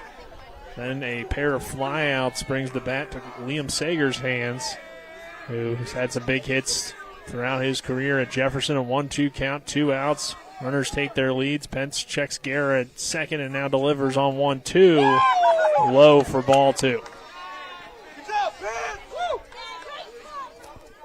Fastball down. Good stick there by Canarium. Hedgesville fans are wanting now this inning. Is this threat here of Jefferson here in the 4th? 2 balls, 2 strikes, 2 outs, 2 on. Here in the 4th. Pence fouled away by Sager. So good at-bats here from Jefferson this inning. Starting to see a little bit more pitches, starting to work that pitch count up to now 61 pitches on the day for Landon Pence. So still pretty efficient, but Yeah, it's been a good inning here for Jefferson. They certainly need to try to get a run across there. If they could shut out here, that would be a little bit depleting for them. This one's high for ball 3. Yeah. Pence out there fighting that wind. And after Sager, like you said, a lot of young guys in the 7, 8, 9 spots. It's a little different 7, 8, and 9 on the Hedgesville side with that power. Yeah. And then on the 7, 8, 9 Jefferson side, a lot of youth, a lot of speed, more punch and Judy kind of guys. Which is what really, what Jefferson's success is, station to station, putting pressure on you. They fit well into that program. 3-2 count, 2 outs. Next pitch from Landon Pence, fouled away again. Great at bat again here from Liam Sager. Last one ended up being won by the Cougars when Guerra drew a walk. Healy also had a real strong at bat. Yeah, you got the runners get moving here, so that's going to help. If the ball gets in the outfield, Guerra, is going to score easily. It's going to get Healy and his speed off and running and chasing Guerra around the bases.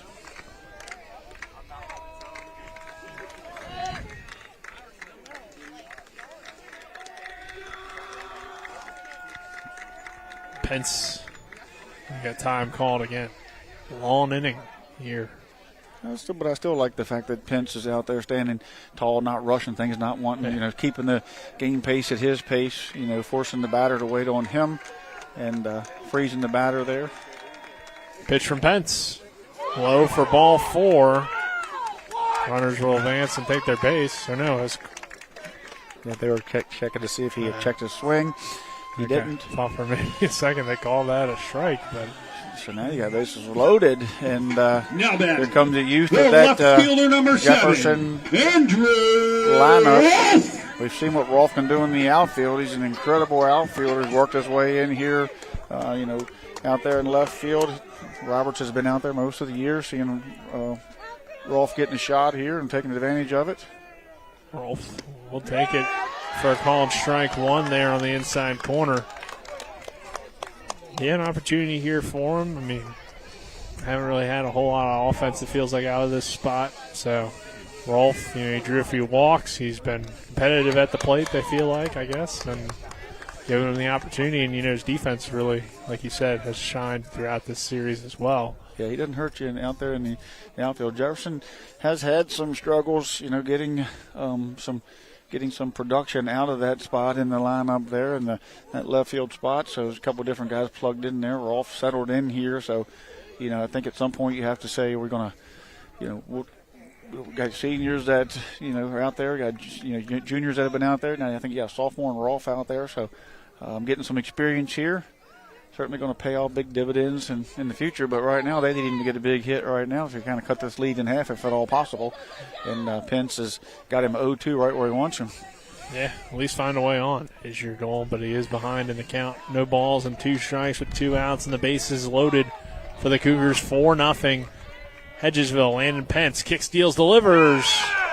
Just missed. Ball 1. That was 50-50 pitch all night long there, so of course, I'm offset because I can't really see, but certainly was a good hold there by Canarium. The 1-2 now from Landon Pence. Again misses, similar spot. 2 balls, 2 strikes. The Eagles want it bad here from the crowd. Their crowd is starting to feel it. You got a state run on the line here. 2 balls, 2 strikes, 2 outs again. Bases loaded again, and the pitch low for ball 3, so we got another full count this inning. Yeah, Pence kind of dunked that one there. That wasn't necessarily him. I think he slid there off the mound a little bit there as he gathers himself here, but showing a lot of poise here as the senior. 3-2, 2 outs. The runners are going to get moving here. Not a lot of speed on the bases, on the corners. You do have Healy, who's going to score on anything if it gets to the outfield. The 3-2 from Landon Pence, fouled away. It was a good job, I think, by third base coach, too, to maybe take that time, take a second to talk to Rolfe. I feel like he was a little bit amped up, and he's calmed down, settled in this at-bat a little bit. I tell you who's amped up, the crowd. I look over and see them shaking, and hands are, I don't know if they're cold or they're nervous, but they're all kind of probably both bouncing those legs. 3-2, 2 outs, bases loaded. Jefferson's drawn 2 walks in the inning. Wouldn't mind driving another one here to get the run in, but they're obviously thinking more with Rolf here at the plate. Pence is just taking his good old time out there. Most young guys or even pitchers, want to get this inning over with and, try to speed things up. And here he's just staying within himself, staying at his pace. The 3-2 from Landon Pence. Hit hard up the middle. That will get through for a base hit. Guerra will score easily from third. Plogger, though, with the strong arms, going to keep Healy, the speedy Healy, at third base. But it's an RBI single for Andrew Rolfe, who comes in clutch with the bases loaded. Yeah, big play right there for Rolfe. I mean, Now bases loaded. The second baseman, number 5. It was 2 outs and an 0-2 count. He worked that thing to a 3-2 count, so that was huge. Pence was 5 or 6 times with one pitch away, so great job there by him. That ball was hit. I mean, it's hard to believe that Sager Healy was held up there, but Plogger out there playing in, come running in on that flying drive. Give credit to Trent Canerium this inning. Yeah. He had the ball hit off of his arm earlier. He's had a few bouncers that he's dealt with well. Yeah, that one almost got over his head as it bounced and just caught him in the face mask because it was dunked way ahead in front of the plate. 1-0 count, 2 outs.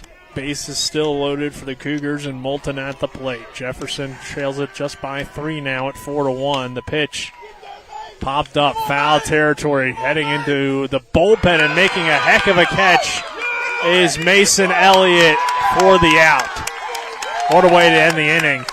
Jefferson loads the bases. Hedgesville does a good job of holding them to just 1. But Andrew Rolfe comes through with an RBI single to get the Cougars on the board, and we've got plenty of baseball left in just a 3-run game between these two great teams. We're headed to the 5th. This is EPAC Baseball, Talk Radio, WRNR, and TV 10. I love it when people ask me which of the Skinner brothers is younger. I love it when people ask me who's taller. I love it when people get us confused. You do? Really? No. At least they're not confused about what the Skinners do.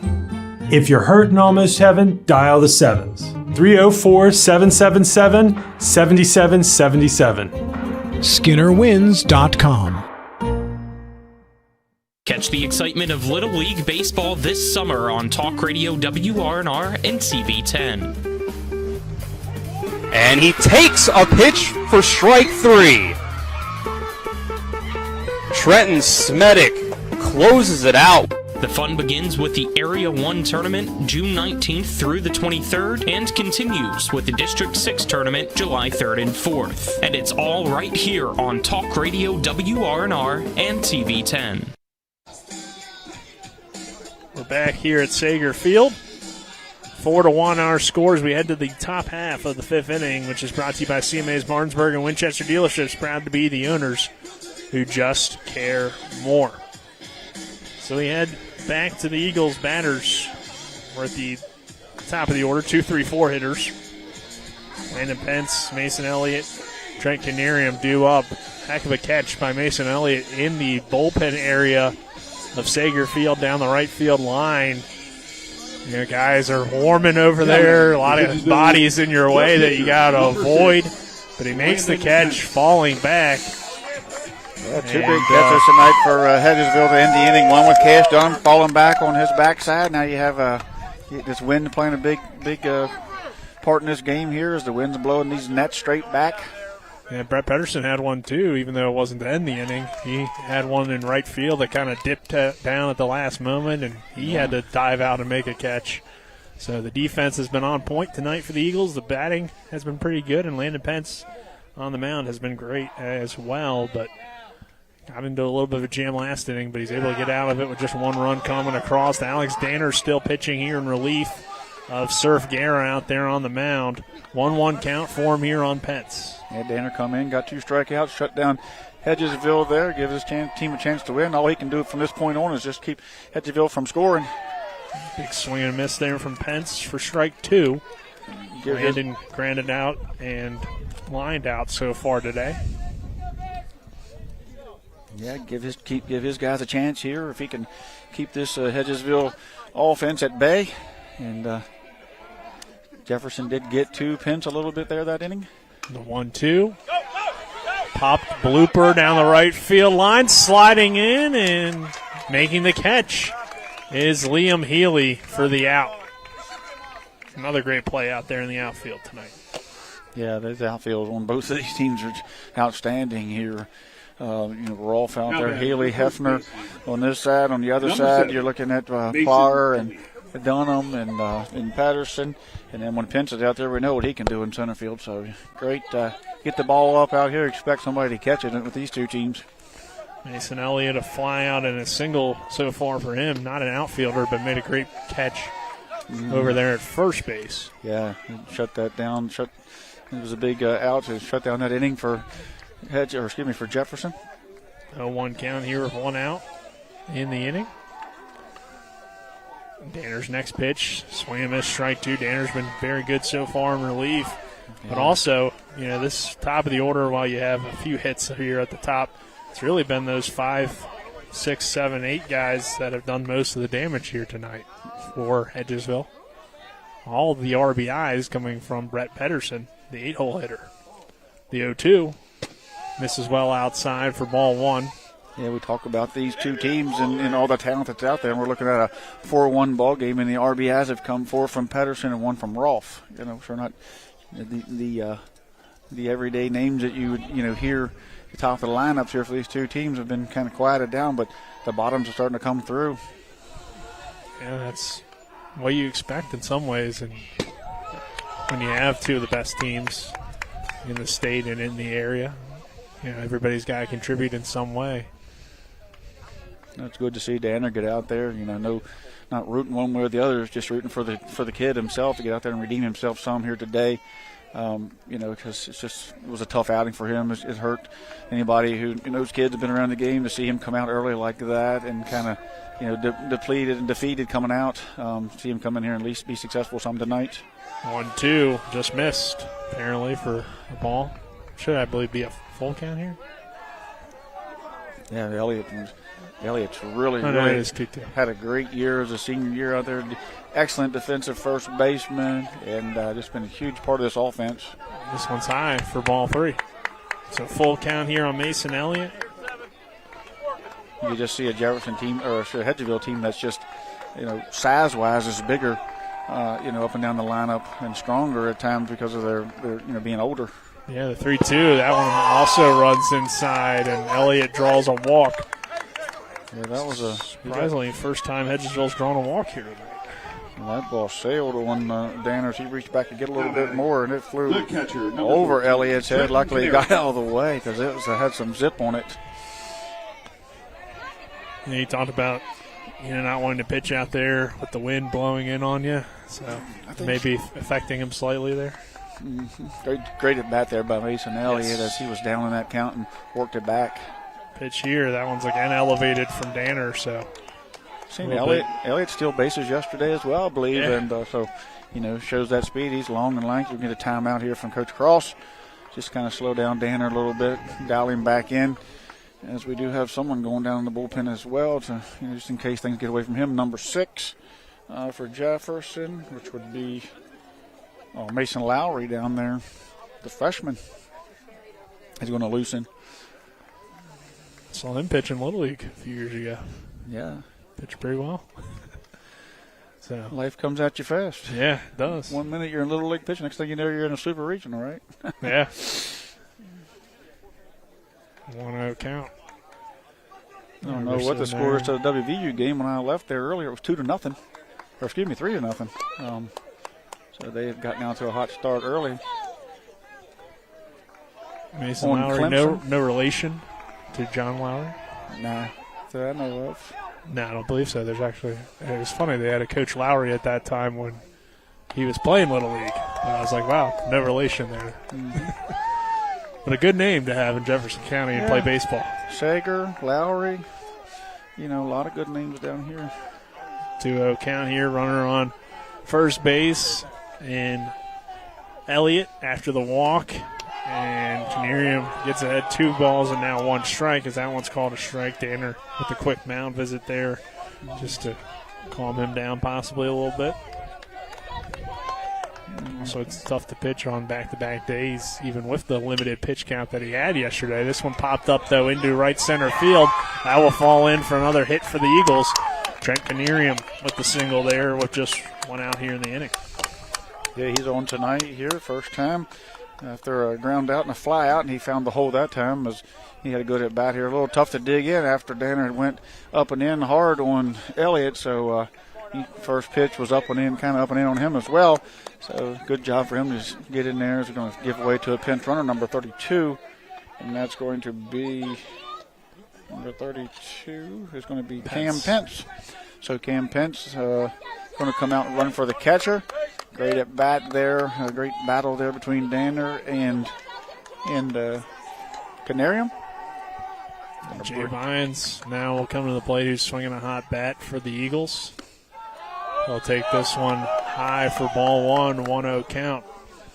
Vines, the designated hitter tonight, pitched yesterday for Hedgesville to help lead them to that victory out there on the mound. And also had a good day at the plate, as we mentioned earlier.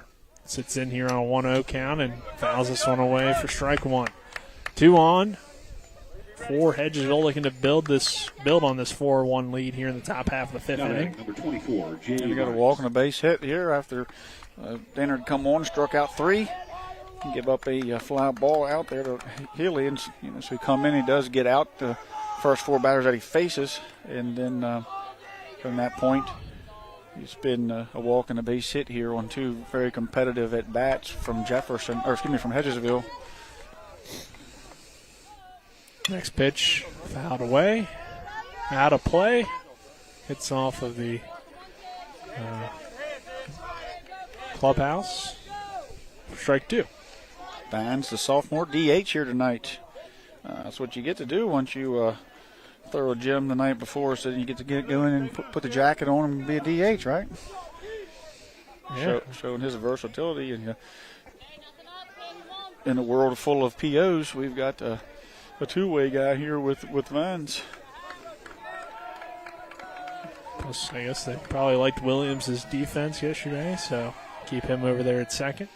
Yeah, he did a fine job for him. Made that last play of the game. We didn't get to talk about it too much, but remember it was hit hard up the middle, and he goes up middle, backhands it, and throws it across to get that last out. That ball was hit pretty well, and just showing his defensive ability over there.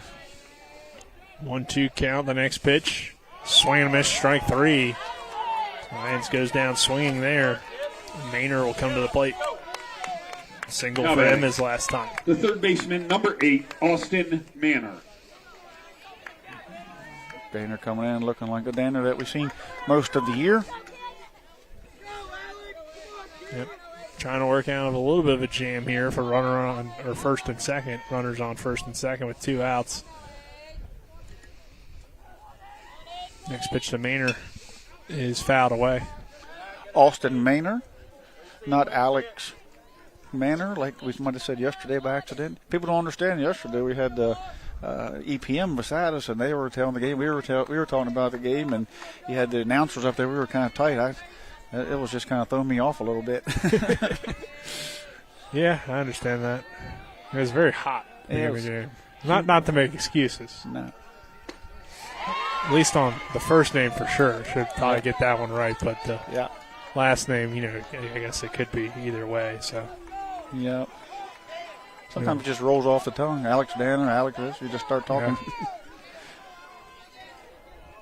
But Austin Maynard here at the plate, hitting on an 0-2 with 2 outs.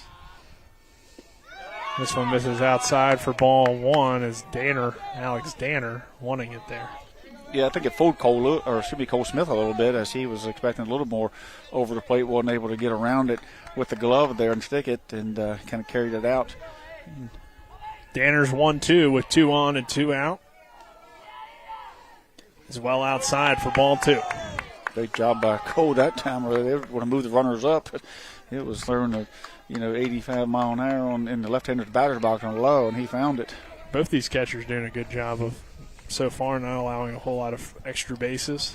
Yeah, certainly 2 of the best. You got to have a great catcher if you're going to be a great team. 2 balls, 2 strikes, 2 outs, 2 on again. And this one called strike 3 on the lower inside corner. Danner gets out of it with back-to-back strikeouts to end the inning after the walk and the single. But we will head to the bottom half of the fifth. Jefferson got one across last inning. We'll see if they can add to that and continue to cut back into this lead, or if Hedgesville can continue to lead 4-1 here. So we head to the bottom of the fifth. This is EPAC Baseball, the regional championship game on Talk Radio, WRNR, and TV 10. Carpet World is more than just carpet. Carpet World specializes in a complete selection of hardwood floors by respected names like Armstrong, Bruce, Shaw, and Mohawk, and tile by Dowell Tile, American Oleum, and Mannington for all rooms in your home. And Carpet World can update your bathroom shower with very attractive ceramic tile walls and floor. Financing with up to 12 months deferred interest is available, along with experienced quality installation at Carpet World, 2330 Winchester Avenue in Martinsburg. CarpetWorldofMartinsburg.com.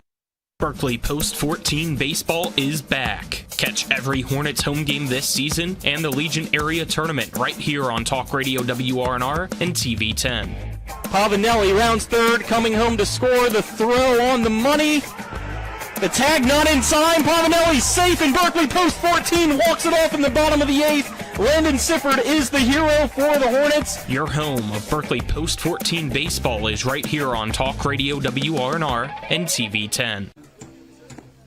We're back here at Sager Field. 4-1. Hedgesville leads Jefferson. Nick Verzolini, Trip Tobin, happy to have you with us. Kyler High. And our cameraman back in the studio is Colin McLaughlin. Yeah, good spot here for Jefferson. Yesterday's lead off, and Nyan Dominguez is going to lead off here from the 9 spot and give way to Sam Heffner, Surf Garrett, Liam Healy. Golden opportunity here for Jefferson. The other part about this inning here is that Jefferson got 9 outs here, so every time that someone gets on, opportunity for these guys to hit again and again. So, Penn's job here is just to kind of get these guys down. Only have to see them one more time, and Jefferson is going to try to extend this game as long as possible. Penn starts with a first pitch strike here. It's Dominguez here to lead things off. He did have a single earlier, so definitely a guy that can find a way on. It was, though, a bunt single. If you remember, infield single there, hidden from the plate. Tough play. Canerium tries to come up and throw him out at first, but was unable to do so. And the 0-2 pitch hit on the ground towards short. Noah Brown will fire it across the diamond for the out. 6-3 ground out here for Dominguez to lead off the fifth.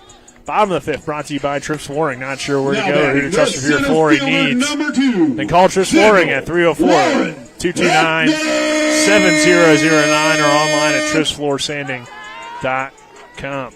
So back to the top of the order, as you mentioned, Trip. Sam Heffner here, and some big outs as well, like you were saying.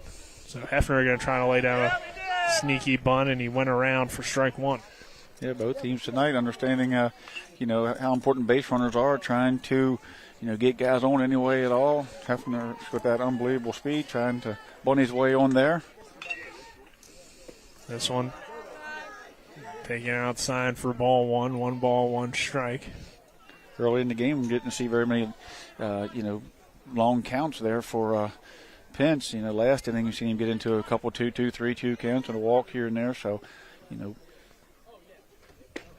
but right now you look at him right back at it as he went 0-2 quickly to Dominguez and now 1-2 to Heffner. So, big inning here for him. Yeah, maybe just the leadoff walk kind of threw him off a little bit. I mean, he got into some big long at-bats. The 1-2 hit on the ground. Noah Brown again. And again, Brown makes a strong throw. A great stretch from Elliott. And the 6-3 ground out once again. And then Surf Garrett coming to the plate, who had that leadoff walk. It was the leadoff walk from Guerra, a single from Healy, a few flyouts from Smith and Oviedo.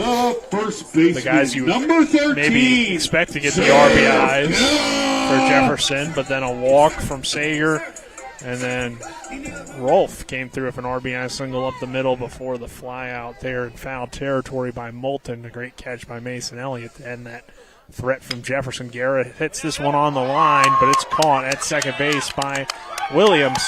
So it's a quicker fifth inning here for Landon Pence out there on the mound, and we will head to the sixth. 4-1 our score. This is EPAC Baseball Talk Radio, WRNR and TV 10. Did you know that anybody can have lunch at Berkeley Senior Center? Hello, this is Amy Orndorff, Executive Director at Berkeley Senior Services. We serve a healthy, nutritious, and delicious lunch 5 days a week at 217 North High Street in Martinsburg. For seniors age 60 and up, the charge is by donation only, and for those under 60, it's just $7.25. And while you're here for lunch, take a look at all of our great programs and activities. Find out more, including our daily menu, at berkeleyseniorservices.org or by calling 263-8873. We look forward to serving you. Catch the excitement of Little League Baseball this summer on Talk Radio WRNR and TV10. And he takes a pitch for strike 3. Trenton Smetic closes it out. The fun begins with the Area 1 tournament June 19th through the 23rd and continues with the District 6 tournament July 3rd and 4th. And it's all right here on Talk Radio WRNR and TV10. We're back here at Sager Field with our score, Hedgesville 4, Jefferson 1, as we enter the 6th inning between the Eagles and the Cougars. Our top half of the 6th, brought to you by Parsons Ford, 1400 Shepherdstown Road, and online at parsonsford.com. They became number 1 by making you number 1 first. Parsons, dangerous part in the order here. Noah Brown leading off this inning. It's Brown, Pedersen, Plogger, and typically 7, 8, 9. The shortstop, number Teams 7. would maybe say, okay, this should be a quick inning for us, which maybe it will be. We'll see. But Noah Brown had that double off the wall, and then a 2-run home run from Brett Pedersen. Pedersen's got all 4 of the RBIs tonight at the plate, so that gave them the spark offensively earlier. Yeah, if you're Jefferson, you don't want to put runners on there in front of Pedersen tonight the way he's been an RBI machine. But maybe Danner will have a little bit more success than Guerra did. Guerra did well against the top of the order. It was just this bottom of the order, it hit him pretty hard for whatever reason, and he still, battled his way through his innings of work. Danner has quieted Hedgesville to an extent. I mean, they're still getting on. It feels a lot like yesterday. They were still getting on, still getting base runners in scoring position, just couldn't quite push them across as much. We'll see here in the later half of the game if they're able to add some more. The WVU score now is 9-5 here, and that scoring update is brought to you by All About Plumbing and Nick Moberly. 9-5 WVU. 9-5 WVU's up. They got Clemson. Yeah, Clemson, yes sir. They're up 9-5 against Clemson. In the Clemson Regional. It's like the top of the 9th here, 9-5 WVU in the Clemson Regional against Clemson. Yeah. Got an 0-2 count here on Noah Brown, as Danner's trying to have a little more success with the bottom of this lineup than Garrett did. But you got a guy on deck there with Pedersen who's responsible for all 4 of Hedgesville's runs, and he's looking like he's locked in over there. 0-2 count here on Noah Brown. Alex Danner's pitch runs outside for ball 1. Yeah, Clemson Regional double elimination, just like the Region 2 tournament. So West Virginia, though, would have a nice advantage there after the walk-off the other day against Kentucky.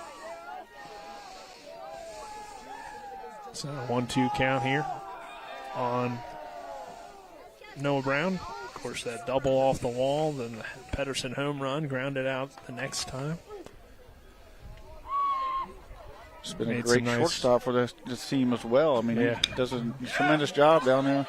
Hits it on the ground to another great shortstop in Nyan Dominguez, who fires it across the diamond for the out. So the 6-3 ground out has been common here in the last 2 half innings. Now batting, the right fielder, number 11, Brett Pedersen. Brett Pedersen will come to the plate. Pedersen with all the RBIs tonight for Hedgesville. So,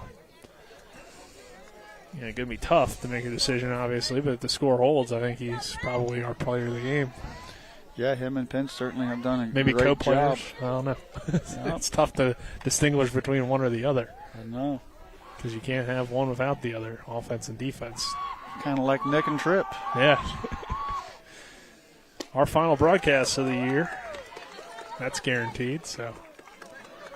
Next time I see you, sure. Tripp. Yeah. Yours will be hopefully back in the summer when you get to see some of these guys again. It's true, but that's different sport in some ways. It's Legion baseball. They're different. It's just it's the end of the year here for high school baseball for a lot of people. For one of these teams is going to be the end of the year completely. For another team is going to be the end of EPAC baseball and off to something memorable down the state in Charleston. It's just a great time down there for any kid that can go. A great memory, and both these teams are playing for that chance right now. The 0-2 on Pedersen, high for ball one. Joked with Coach Grove. I said, next year you don't have to worry about this game. You'll already qualified in this situation. And next year 2 teams go, 8 teams down there, which is going to be good for the EPAC, as both these teams could easily represent down there, I'm sure. 1-2, a little bit high for ball two. And you got to be careful leaving it up there with Brett. We've seen what he did with the last ball that got up near his armpits. He's found it out there. Hopefully it didn't hit my truck. He's hit it over the welcome to the Sager Field sign. And welcome to Sager Field and goodbye. 2-2. Foul tipped into the glove for strike 3. So Danner gets Pedersen out. So far, against 2 of the guys that had a lot of big, hard hit balls in this one, he's been able to get them out. But Plogger so far, strikeout and a fly out for him on the day. But certainly not an easy out here in this 9-hole, as like we said earlier. Everybody seems to hit in this Hedgesville lineup, depending on the night. So the strike here from Alex Danner. Danner's look good in relief.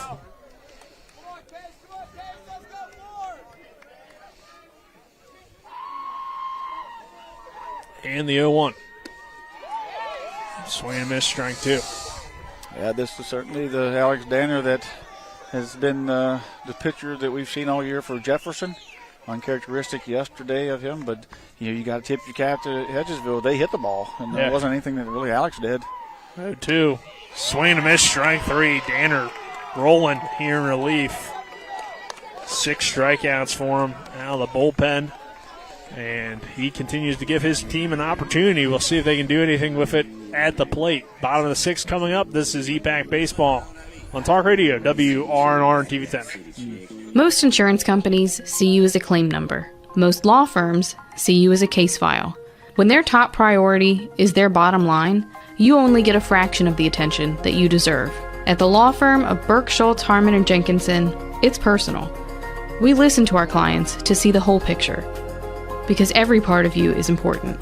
For a team built on relationships and results, call Burke, Schultz, Harmon, and Jenkinson at 304 Lawyers, or visit us at burkeandschultz.com. Berkeley Post 14 baseball is back. Catch every Hornets home game this season and the Legion Area Tournament right here on Talk Radio WRNR and TV 10.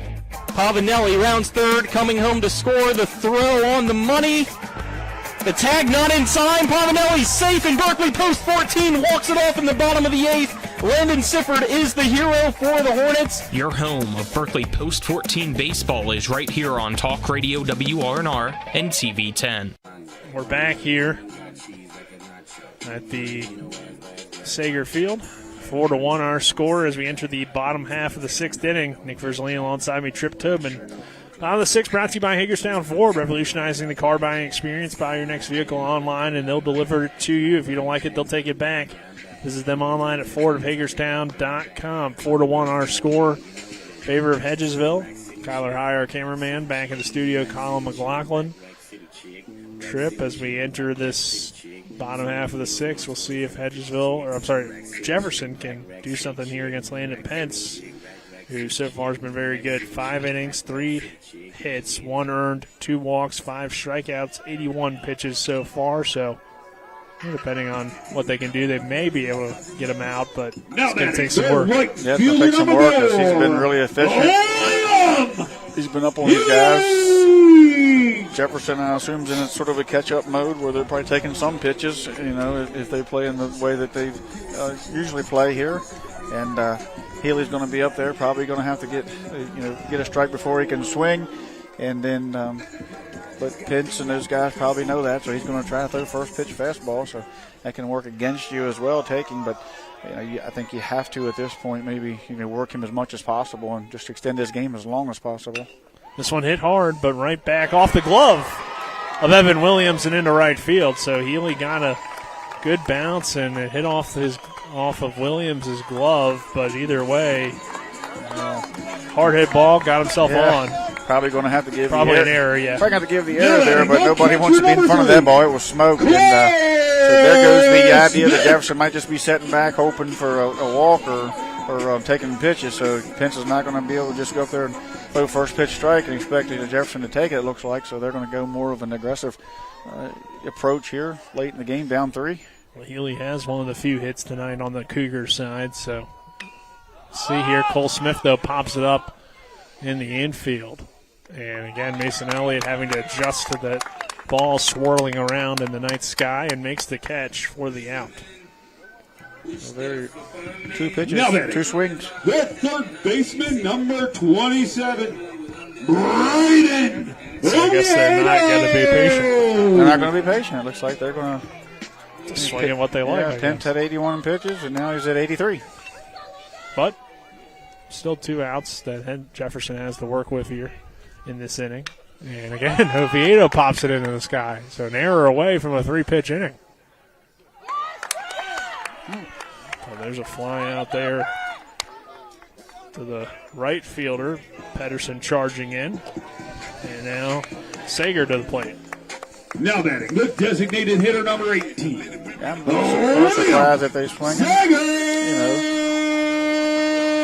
Not trying to take a few pitches possibly, but knowing that Pence has been around the zone, maybe don't want to go down 0-1 and maybe looking for their first pitch to hit. But the issue is going to be here now is that with each out is one less time you're going to stay at the bottom of that lineup with the younger guys and not going to get the lineup turned over if you don't to get on base.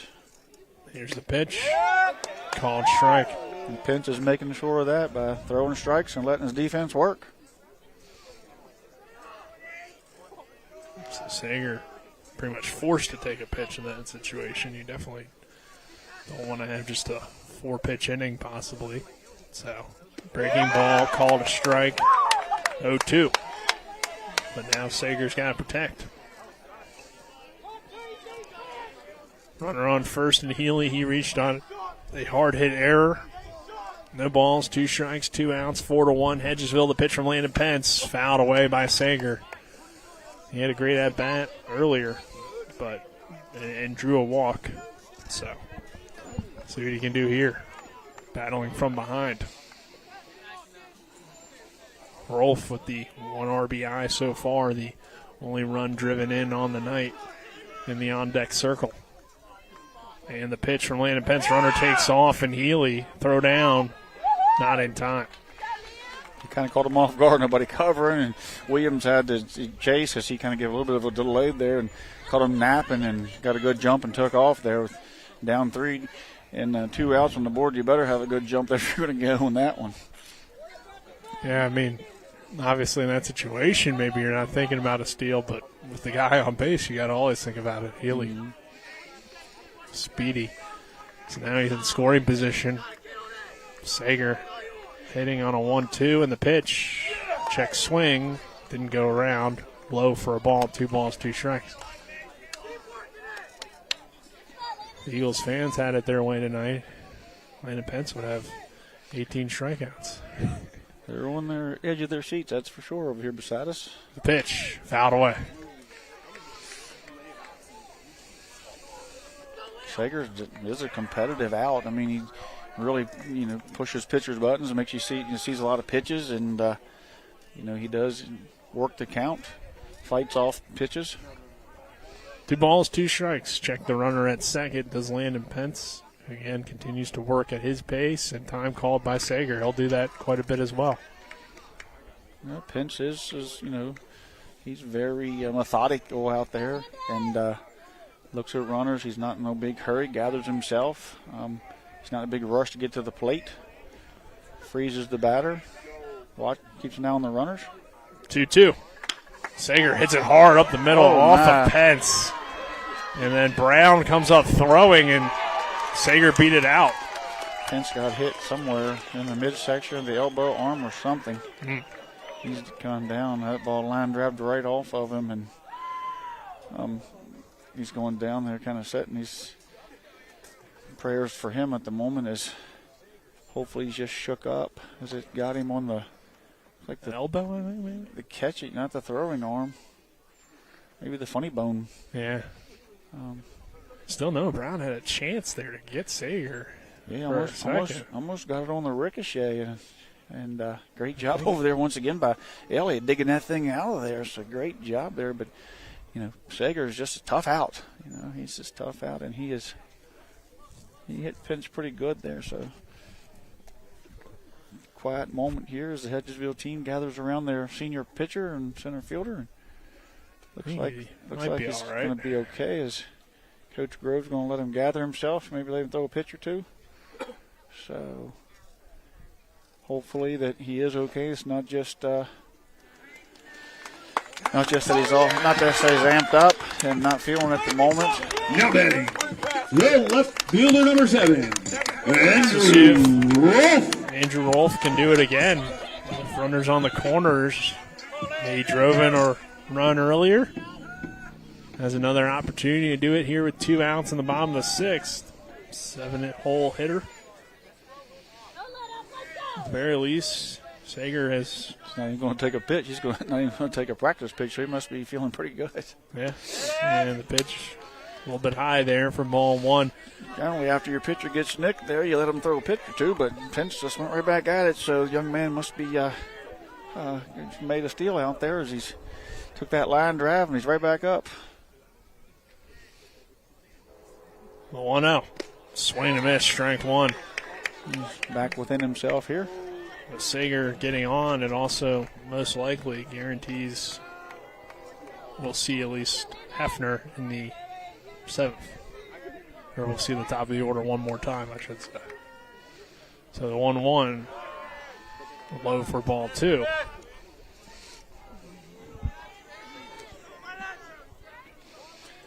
But you're hoping, if you're Jefferson, to see him again this inning. 2-1 count, 2 outs, 2 on. Runners on the corners, Rolfe at the plate. Called strike 2. Yeah, that pitch was going to strike all night. Tough pitch to hit on the outer half at the knees. Rolfe had 2 strikes on him the last time when he came through for Jefferson, looking to pick up another RBI here. And Pence is looking to shut this down and give his team a 2-2, hit on the ground, perfect spot. Right into right field. Another RBI single for Andrew Rolfe. Wow, what a piece of hitting for the young man who's been inserted here late in the year.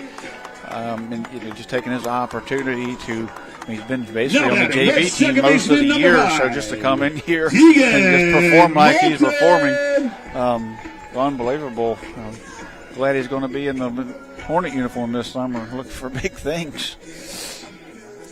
Yeah, hitting the ball well here tonight after playing some great defense earlier in the series. So, yeah, the odds at Vegas for Rolfe to be the RBI leader tonight, or have the only RBIs, probably would have been a pretty good bet. And young man's proven everybody wrong here. Well, that's how the night's gone, though. Brett Pedersen, the hero on the other side for Hedgesville with the 4 RBIs. He's the 8-hole hitter.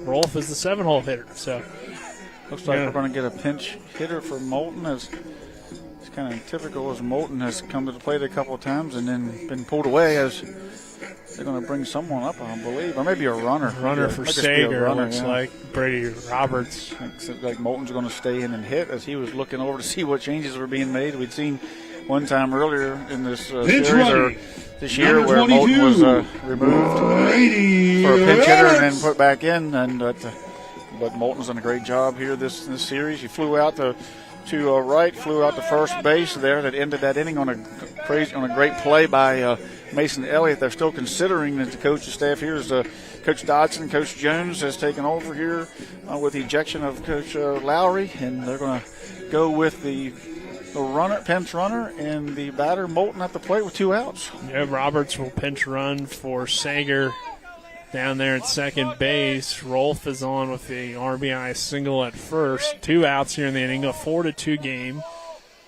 And Moulton at the plate here. So we'll see if Landon Pence can get out of this jam. And then possibly in the top of the 7th, Hedgesville can add any insurance. But a lot of baseball left, and don't count out the Cougars quite yet. Pence will check the runner. And fouled straight back by Moulton. Moulton's done a nice job this year, young second baseman.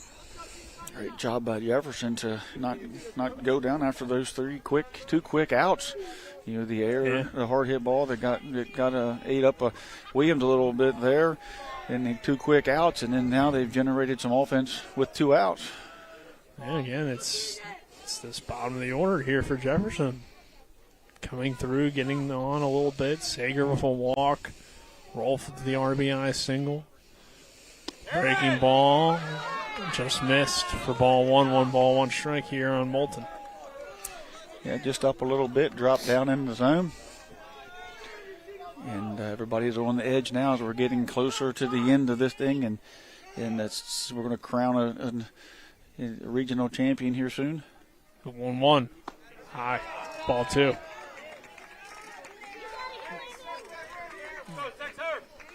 So after a quick 2 or 3 pitches and, first pitch swinging 3 batters, Jefferson has took the bottom of the order and made some noise here. The 2-1. High for ball 3. Yeah, I mean, it was a hard hit error over there at second base. Yeah, I mean, we don't want to keep bringing it up because not many people make that play if you're not, next level. The ball was hit really hard on dirt and just was not much he could do with it. But it feels huge at this point either way. 3-1 count on Moulton. 2 outs, and he calls time. Probably taking here, so Moulton's doing to Pence what Pence is doing to Moulton. Good job there by young Moulton. Not allowing Pence to freeze him up there. Good job by Pence to see if he'll sit up there and get frozen in this cold weather. And Pence is closing in on his pitch count as well. He's at 100 now.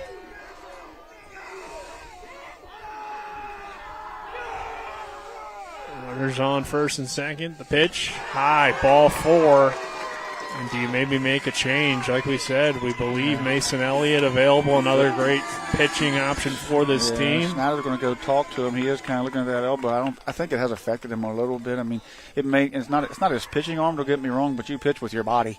You reach and you pull that arm in to create some torque there, and so he's certainly come out and got after it there, and he's getting close to his pitch count. Been hit on the elbow and is still out there giving his team 100%. So I'm not sure if this is just to talk to him and say, hey, get us out of this inning, get somebody warmed up, and or what we're going to do here. But it doesn't look like there's going to be a pitching change at this point. At least as of now. Looks like the umpire checking on him as well, getting him a new ball. I think he's going to stay in here as he has a few pitches left in his arsenal. So I think he's telling Coach Snyder, I'm fine. Let me get this guy here. He's had success tonight against Dominguez. Dominguez did, get that bunt down and beat it out. But other than that, it was just kind of a ground out. And so we're going to put the pencil up there. Bases loaded. And tying run to second. Go ahead, run to first. 2 outs. And this is what we expected out of Jefferson. They weren't going to go away. Infield for whatever reason, Austin Maynard's up, thinking maybe he'll try to bunt again. I'm not sure, and then you got Elliott back. Pitch here from Pence, low in the dirt. Canarian blocks it, ball 1. I will say over the years, it feels like Coach Grove, for the most part, trusts his guys to get through it. So we'll see if Coach Grove and Hedgesville makes the right decision here. Pence misses low for ball 2. Yeah, missing low there. So now you got Dominguez in a hitter's count. And Pence is climbing here at 103. So we are going to see a different pitcher in this game. And unless Jefferson figures out a way to get 3 runs here and then holds them off, we're going to see a different pitcher in the 7th. This one high for ball 3. Either that or if they were to get out on 7 pitches. We're a pitch away from a 1-run ball game here. As I think Dominguez has got to take 2 pitches here. 3-0 count. Bases loaded, 2 outs, 4-2 ball game. Landon Pence delivers the automatic strike 1. Yeah, I don't think you swing here either. I think you see if he can throw a strike there, make it 3-2, and get these base runners moving and force some chaos in defense. Pence is 3-1. Dominguez fouls it away. Well, we're going to see it anyway, regardless, as he didn't take it. But it's 3-2, 2 outs. Base runners are going to move. It's the biggest pitch of the game right here. As Pinch-Leap has thrown a gem here tonight, it's all going to come down to this pitch. Is kind of what his stat line ends up with. Dominguez will call time. Still have Maynard up with that line opened up for Hedgesville over there.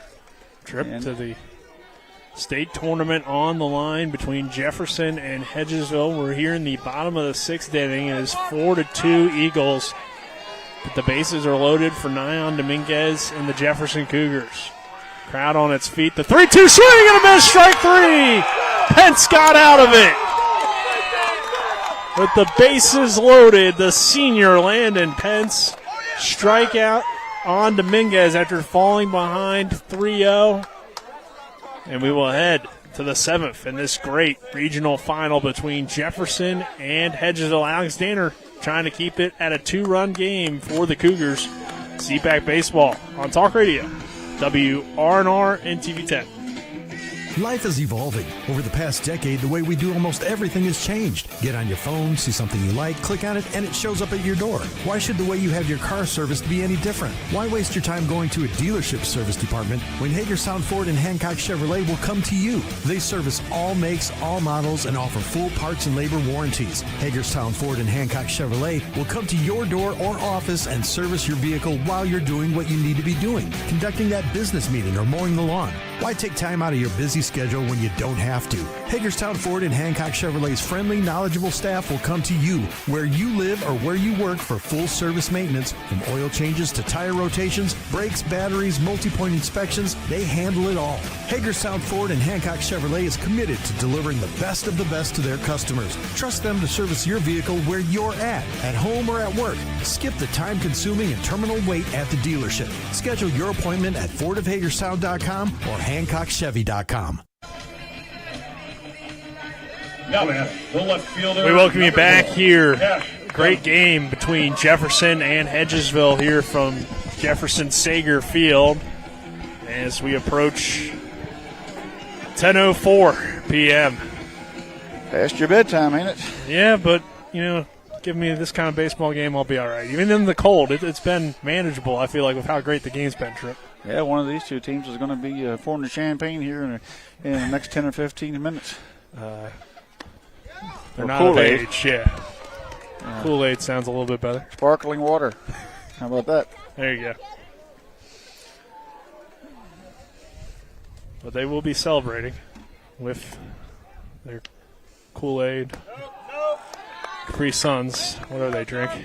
1-1 count here. Yeah, Jefferson may have the goggles in the locker room over there all taped up. Hedgesville's going to have to do it on the bus as they're away here. The 1-1 pitch. Outside for ball 2. 2-1. Cash Dunham at the plate. Single strikeout flyout for him. Just so much speed there and Danner's 2-1.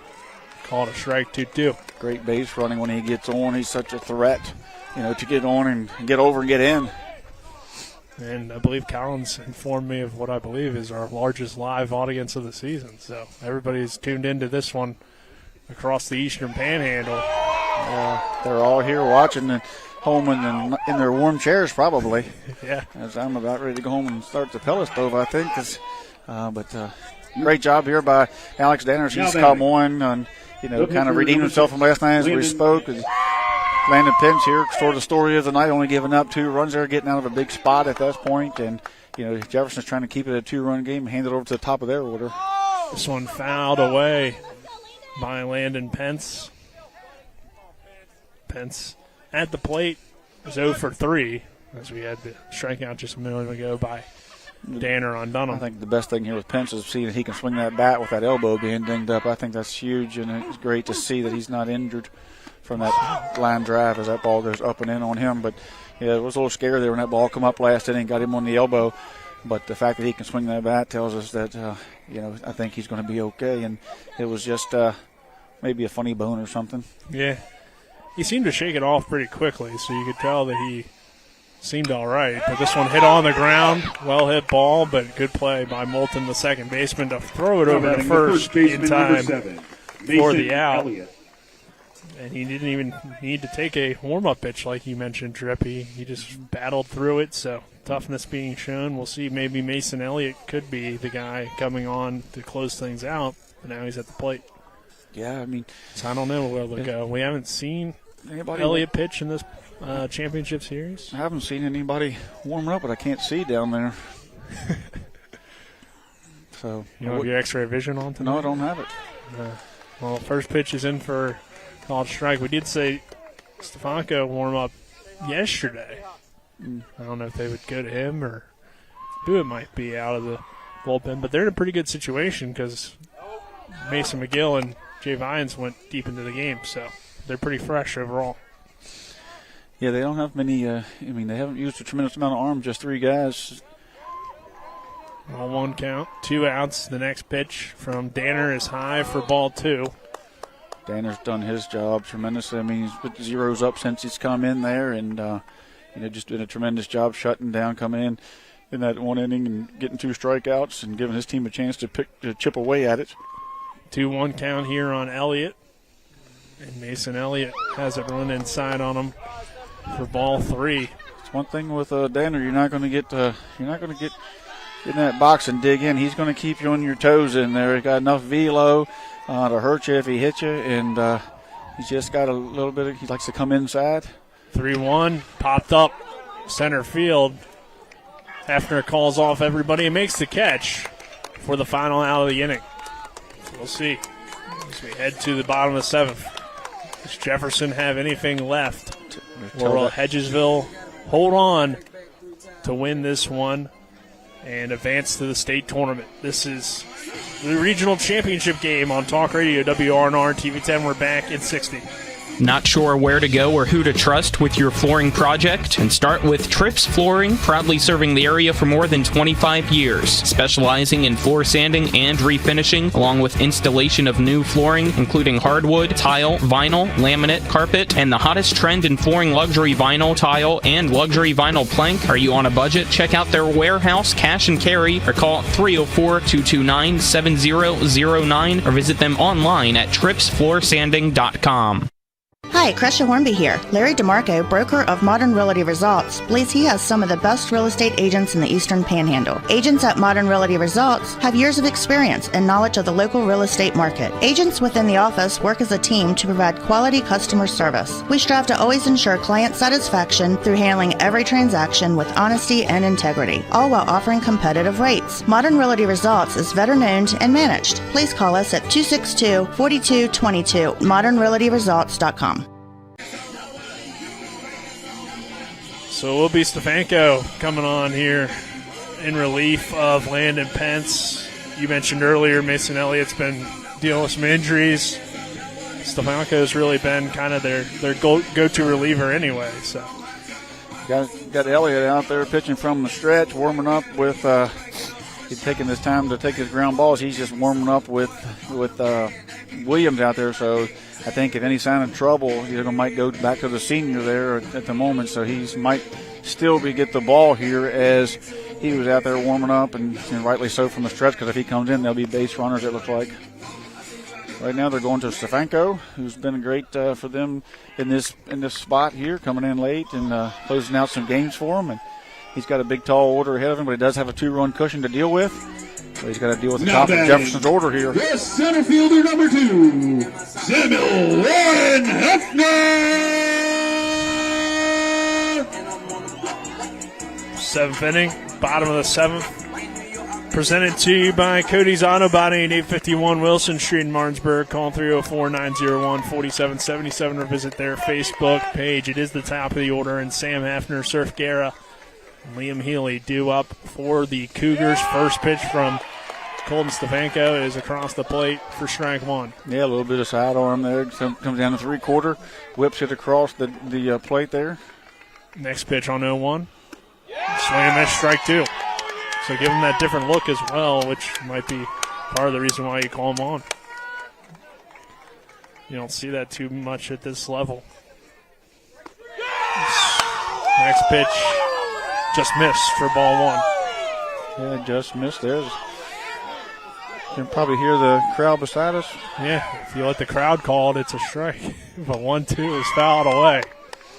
Yeah, Hefner just fighting that pitch away there. Hedgesville trying to head back to the region, or head back to the state championship, or state tournament, I should say. After last season, Martinsburg was the representative here from Region 2. The year before Hedgesville went, it was Jefferson. So those have been the three kind of powerhouse schools over the years. 2-2 inside for 3-2. Big spot here because Hefner gets on. He's just hard to get out as he puts a lot of speed into the game. 3-2 pitch to Hefner, popped up in the infield, or actually shallow right field. Pedersen trying to track it and makes the catch. I think Plogger's out there now. Oh, yeah, you're right. Plogger's in right and Landon Pence is in center.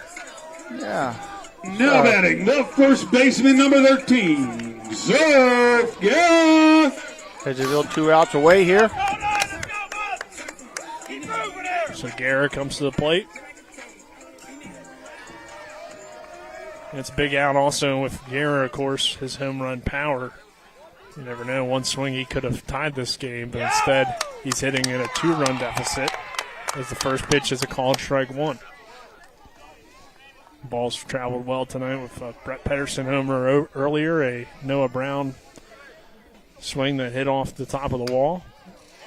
Guerra will foul this one off. It's 0-2.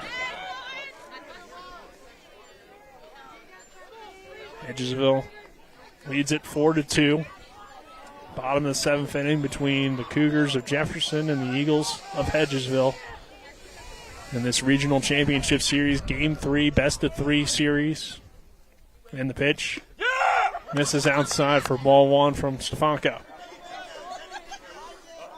Yeah, way outside. 1 ball, 2 strikes.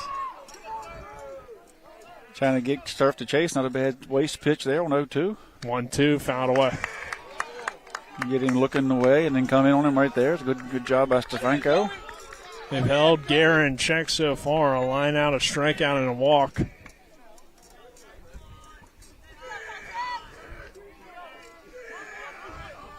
Big spot here. Colton Stefanko's 1-2. Just misses a little bit low there for ball 2. 2 balls and 2 strikes. 1 out. 2-run game.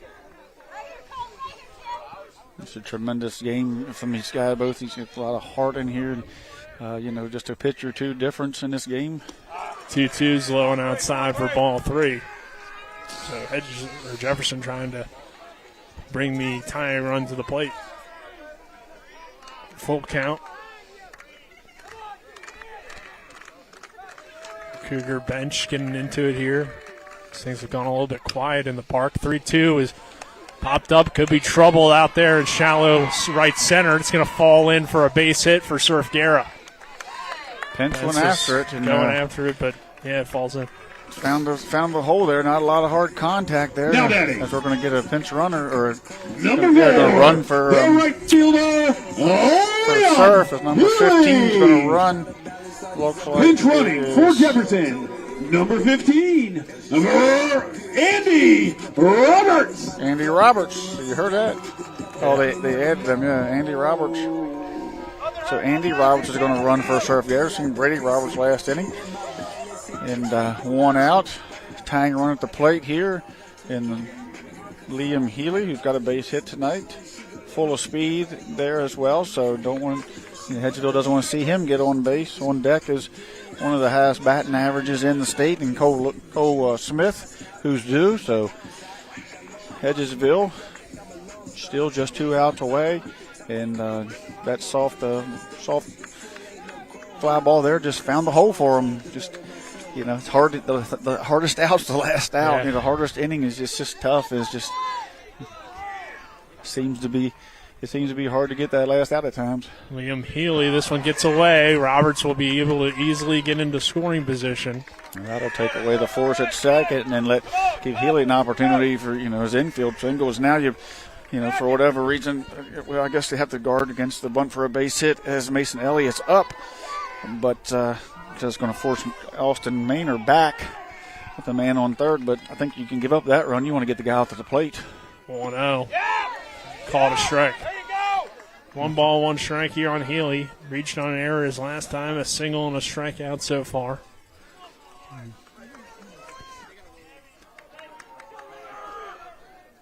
The 1-1. Bunt from Healy down the line, foul. So strike 2. Who's going to try it? Try to bunt for that base hit with Austin Maynard back. Certainly capable of it is Liam Healy, but now with 2 strikes, he's got to swing away. I guess I was just thinking if they were going to bring up Elliott, I just would have brought up Maynard too and just went ahead and tried to get the out, But now they're going to stay in that defense with Elliott up with 2 strikes, Maynard back, and even with the bag. The 1-2. Runs inside, misses for ball 2. Yeah, lefty here. You got a lefty who's hitting against a right-hander who comes kind of sidearms with the ball's coming in, into him and crossing the plate like that from wide of the right side of the pitcher's mound. The 2-2. Stamanko has it fouled away. Yeah, that was a close one there. Healy just got a piece of it. Stamanko was just, just a hair, quarter, 3/16 of an inch away from putting Healy in the books there with that fastball in. 2 balls, 2 strikes. Runner on second base is Roberts, who's running for Guerra. This one popped up, foul territory, out of play. A lot of fight in Jefferson. They've had a lot of adversity this week. You just got to tip your cap to them being in this game and being, putting all this pressure on Hedgesville. Hedgesville yesterday morning just come out swinging and had all the momentum.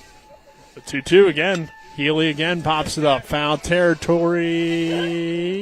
Sliding in and making the catch in left field is Cash Dunham. 2 outs. Yeah, great play by Cash. The second one we've seen tonight. Like I said, that defense, that outfield on both these teams, and definitely in that Hedgesville, they can go get a baseball. Smith. That ball gets down. That's trouble because Healy, he certainly got speed. He was going around in first, and he was going to be at second. So Cole Smith now will come to the plate. He is over so far. Strikeout, flyout, or a pair of flyouts, I should say, in the infield as well. Again, we got Williams kind of holding, but I don't think I'm worried about that guy at second. If I'm me, I'm just letting him do whatever he wants. I'm getting a batter. Yeah, that leaves a huge hole over there for Smith to send it opposite way, possibly. Maynard's still up, even with the bag. Now they tell Williams to go play straight up here, looks like. Yeah, smart. No reason to hold the runner. 1-0. Swing and a miss, strike 1. Stefanko trying to get the save and help Hedgesville advance to the state tournament this Saturday night. Late. They did everything to get this game in here today. 1-2 on a swing and a miss from Smith. Yeah, Smith has not seen that ball well coming out of that side there. That was a kind of a swing, swing there, but he's got one left. He's been very successful all year long. Still going to be a tough out, and see if Stefanko can go back with that same pitch he went to for the last 2 pitches. 1 ball, 2 strikes, 2 outs. The pitch. Right center field, going to be a tough play. Rolling over is Plogger. He makes the catch, and Hedgesville is your Region 2 champions and are headed back to the state tournament for the first time since 2023. Region 2 champion. The Eagles win it 4-2 over Jefferson. Both teams gave us a great 3-game series, the Cougars and the Eagles, but the Eagles end up pulling off the upset here at Sager Field. And what a season. I mean, it's a minor upset, I'd say. Both these teams were very competitive with each other in the regular season. You knew Hedgesville would have a chance.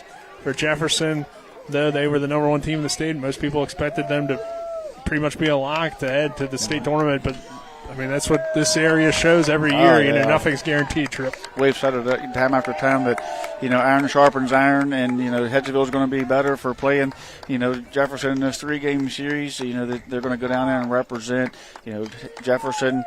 just didn't quite have the offense in them here in this series completely. But we've seen some great games here out of these two, and Hedgesville's experience, I think, in their depth in pitching, certainly played a big factor here. So, I think they've beaten Jefferson now 3 out of 5. Is that true? They split in the regular season. Yes. In 2 out of 3 years. So, they beat the number 1 state 3 out of 5 times, so they earned it. Nothing was given to Hedgesville by any means as they come out here and played a will of a ball game, pinched through one heck of a game, perfect through 2. Kept his team, in it. Never let Jefferson get that big inning. Had that 3-2, 2-out. Bases loaded strikeout. It was huge by Pence. And then what can you say about Patterson, who redeemed himself after, all his teammates were hitting yesterday, and he kind of felt left out of the hit parade. And today comes in, and he's the hero as his teammates carried him yesterday. He carries them tonight offensively. Yep, that'll do it for our game broadcast. We'll have the post-game show on the other side of this break. We'll hear from Coach Eric Grove as well as a player of the game, possibly 2 players of the game. I don't know. It's cold, but both guys definitely were the heroes here today. Post-game show on the other side of this 2-minute break. This is EPAC Baseball on Talk Radio WRNR and TV 10.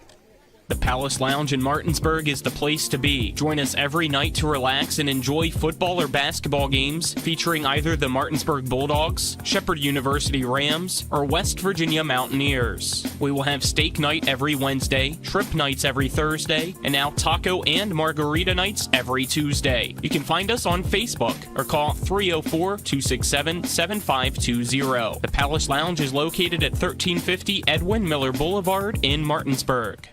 Berkeley Post 14 baseball is back. Catch every Hornets home game this season and the Legion Area Tournament right here on Talk Radio WRNR and TV 10. Pavanelli rounds third, coming home to score. The throw on the money. The tag not in sign. Pavanelli safe, and Berkeley Post 14 walks it off in the bottom of the 8th. Landon Sifford is the hero for the Hornets. Your home of Berkeley Post 14 baseball is right here on Talk Radio WRNR and TV 10. The Palace Lounge in Martinsburg is the place to be. Join us every night to relax and enjoy football or basketball games featuring either the Martinsburg Bulldogs, Shepherd University Rams, or West Virginia Mountaineers. We will have steak night every Wednesday, trip nights every Thursday, and now taco and margarita nights every Tuesday. You can find us on Facebook or call 304-267-7520. The Palace Lounge is located at 1350 Edwin Miller Boulevard in Martinsburg. Catch the excitement of Little League Baseball this summer on Talk Radio WRNR and TV 10. And he takes a pitch for strike 3. Trenton Smedic closes it out. The fun begins with the Area 1 tournament June 19th through the 23rd and continues with the District 6 tournament July 3rd and 4th. And it's all right here on Talk Radio WRNR and TV 10. What was Pence's line? I'm not sure exactly, but I know he had, I think, 6 or 7 strikeouts. We're back here at Sager Field. Nick Verzolini alongside me, Trip Tobin, Kyler High, our cameraman.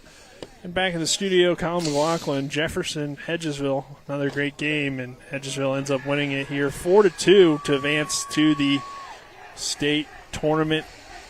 Cougars finished their year 28-5, but both teams had tremendous seasons. Both teams gave it their all in this 3-game series trip. It's always tough, knowing that only one team can advance from the area, and also when guys play their last game as well is always tough. Yeah, it's really tough. A lot of seniors there, and Jefferson had a few seniors out there on that field, and Hafner, and you had Cole Smith behind the plate, and you had Oviedo on third, but other than that, Brady Roberts has been out there all year long. And there's a pile of guys in the dugout there. But, as far as on that field there, Jefferson's going to return a lot of players, and we'll probably see him again here next year in this. And next year, like I say, 2 teams go.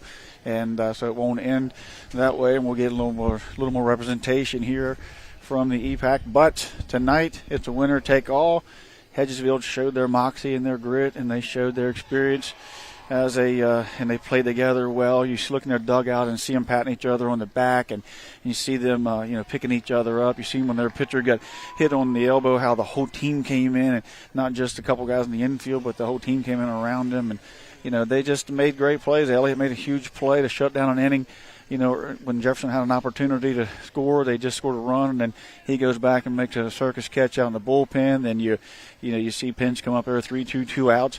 And bases loaded, runners moving, game on the line, and he's able to, find a corner out there and just, put that inning to rest with a strikeout. So, and then Brett Pedersen, what can you say? He's had an up and down year. Of course, he'll tell you that himself. And to come in here, and I'm sure, that's going to be a big lift for him going into the state tournament as he gets all 4 RBIs and scores a run for Hedgesville tonight, and made kind of a circus play out there and right himself. Yeah, Landon Pence, 6 innings, 6 hits, 2 earned, 6 strikeouts for him today. And you mentioned the Pedersen numbers as well. Both of them are going to be our co-players of the game, which are brought to you by Parsons Ford, 1400 Shepherdstown Road, and online at parsonsford.com. They became number 1 by making you number 1 first, Parsons. So currently, I think we're just waiting on some trophy celebrations. We might not see get if anybody interviews. comes over. They want to stay with their team and then celebrate, and I don't blame them there as well either. Not to come up here and hear us ask them some questions as they want to get with their team. So we may not get them. We do have a little bit of time, but kind of give you an update on the West Virginia game. West Virginia wins 9-6. That game's. That game final is brought to you by Kent Heffley at Heffley Motors. Everybody's there you go. Yeah. So we get the update from Nick Moberly and All About Plumbing, and we get the final from Kent Heffley at Heffley Motors. Heffley's building a new spot out there, so they're going to be moving, and that's going to be a good thing to see their new building out there, off just down the road from where they're at. But at this point, we're just watching a big celebration in the field. Hedgesville or Jefferson's going to take a look at that as they clean the field, and I think, no doubt, they're going to use it as, as they look into next year, look into, how they operate through the summer and in the fall, and prepare next winter. They certainly don't want to see, if you're Jefferson, you don't want to see someone hoist a trophy on your field, so they'll use it as fodder to get better, as they have to clean the field as Hedgesville celebrates. But well-earned victory by Hedgesville. Found themselves on the ropes. Down 1 game, momentum all Jefferson's way. And, kind of Mason McGill's been one of their best pitchers of the year. Gets, takes a hard luck loss early. And they just come back and rebound and show what they're made of. And I think they're going to be a great representative for our area down in the state tournament. We'll take whoever, I guess, first. It doesn't matter. To me, it looks like Brett Pedersen's going to come possibly first here. So we'll get the players and then Coach Grove here on our post-game show. Under here, Brett. Pick that up. You going first? Roll that out there. How's that? Pull that down. You got a whole bunch of. There you go. Pull that off there, Brett, and give you some room. You hear us, Brett? I don't hear you. We want to hear you. All right, you. We got you now. Good? All right. Yeah, we got you. So, great game, obviously. You have the big home run and then the big 2 RBI double as well. Tough day for you yesterday, 3 strikeouts, but you come through with some big hits today. What was that like for you? It was good, honestly. Yesterday, obviously frustrating for me, but I went home and just cleared my head and focused on today, and we got it done. Yeah, yesterday talked to you after the game. Same thing we talked about. You said, hey, tomorrow's another day, just like for your team. Your team was on a hit parade yesterday, and today you come up big for these guys. So early in the games, nothing. The pitchers are kind of throwing, shutouts there. Bottom of the lineup, Noah gets a big hit, and you guys, for some reason, there's just a contagious, thing about passing the bat. From once you get it going, you get it going. So Noah gets that big double, and you come up and, get a pitch. It was a 2-strike pitch, I think, right? What was you seeing there? I thought he was going to throw me a curveball. I just knew it was a curveball, so I sat back and just waited on it, drove it. Drove it? You know it was gone when you hit it? Yeah. Yeah. And then you come up in 2-0 ball game. I think it was another 2-strike pitch, wasn't it? Yeah. And you get the ball down the line. Take us through that at bat. It's all blur, right? Yeah, it was just in the moment. Just in the moment. Just getting ready. Circus catch out there. The wind was blowing the ball around on you out there. Everybody was struggling a little bit, but whirlwind out there. Yeah, it was just great redemption for you from yesterday. But you got to tip your cap to Jefferson. They fought like crazy. Great series. We talked about a little bit. First game, you go down. Come out here, you're down, your back, you kind of put your backs on the ropes there, but you guys rebound, take us through the couple of days and all the rain and being together, team getting ready, not knowing if you're going to play. How did that all work out for you? It all started with the coaches. They just prepped us through everything, and they just told us to play our game, what we know to do. And Coach Brown said, "Why not us?" So we took that into today. 2 years ago, you were down state tournament, up a little short. Said this year you're looking to bring it back. Looking to do it. All right. Congratulations, Brett. Thank you. Brett Pedersen, our player of the game. Eagles headed back to the state tournament. Our other player of the game here, Landon Pence, with the tremendous pitching performance.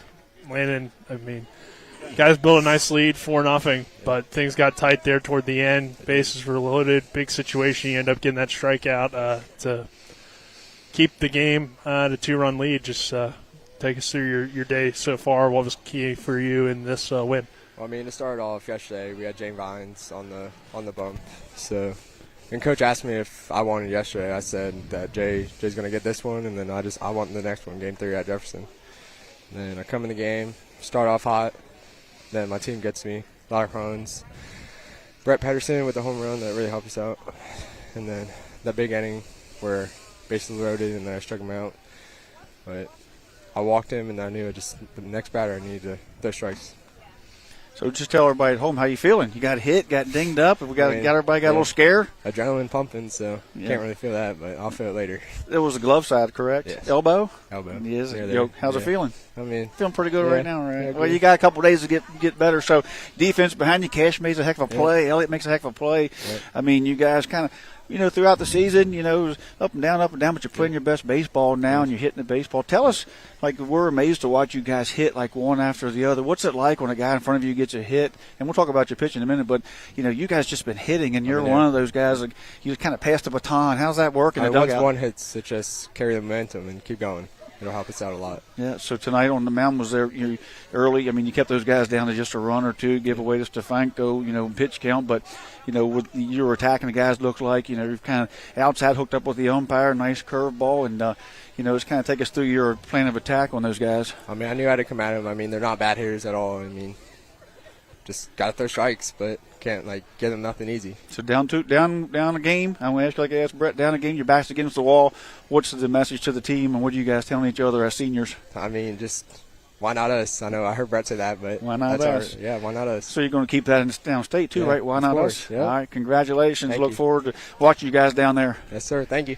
And Pence getting the win on the mound here for Hedgesville and helping the Eagles advance back to the state tournament. They'll now be joined by head coach Eric Grove after the Eagles' 4-2 win against Jefferson. Coach, you guys are headed back to the state tournament. How's it feel? Feels great. I just told, it feels different because I know everybody's anticipating going to 8 teams next year. Still feels really distinguished to get to go be one of 4. So the tournament probably be a little bigger, but you know what? I hope we represent the Eastern Panhandle well. It obviously was a dogfight to get here. A lot of good pitching up in this way, and just really proud of our guys for coming into a tough environment tonight and proving they belong. Long day, rain, didn't know what was going to happen. We texted each other last night a little bit back and forth about the possibilities. How do you keep your team I heard they're saying, Nikki Brown is just, why not us? But you as the head coach got to be answering all the calls. Can we get this game in? Where can we play? Take us through the emotions throughout the day as we've seen it start raining again at 2 o'clock. My phone has been on Do Not Disturb more this week and than the past 15 years of my life. I can only answer the same question that I don't have the answer to so many times. Right. I just had a calm about today, and in a week that felt like both teams had a lot of uncontrollables, we managed the things we could control tonight. And there were some big moments. We made some huge defensive plays. I think we only maybe made an error or two, and a couple of big hits from Brett and an awesome game from Landon. And Colton shutting the door, that's the difference. And I'm just, I'm in a different place in my life now with a kid. I'm married, and those things are different for me, but it's going to be exciting to get to go back down there. Well, you're getting old. Yeah, I guess. I guess they call it experienced, right? I ran out to left field. I felt really good doing it. Then I yelled, and my voice box is shredded. I usually have a good voice. I don't know what happened. Yeah, well, I agree with you. Being 1 and 4 is a very distinguished, good thing. I mean, next year it's going to expand, but this area here is just iron sharpens iron. It just seems like the EPAC really prepares you for what you're going to face downstate. Yeah, I mean, and I think we didn't play a schedule that played a lot of those teams this year. In the past, we go to Bridgeport, we see a few go. We've talked about going to different places, and earlier in my career we did. And this year, so I'm not as really familiar with these teams down here. But again, I'm gonna do some research. But those are the uncontrollables right now. We're gonna go down there and play somebody. If we play good enough, we're gonna win. But I think this area, just every environment you go into is difficult, and you're usually going to get loud crowds. You're usually going to have to face something tough, and we play a 13-inning game, and I got a lot of gray hair from that experience, and I guess part of that made me really calm for tonight. But our kids are they've done it. To be at this point in their career, none of them are in school anymore, but to be, they could just forget Hedgesville, but they don't want that. And you play for something bigger than yourself, and you play for your school.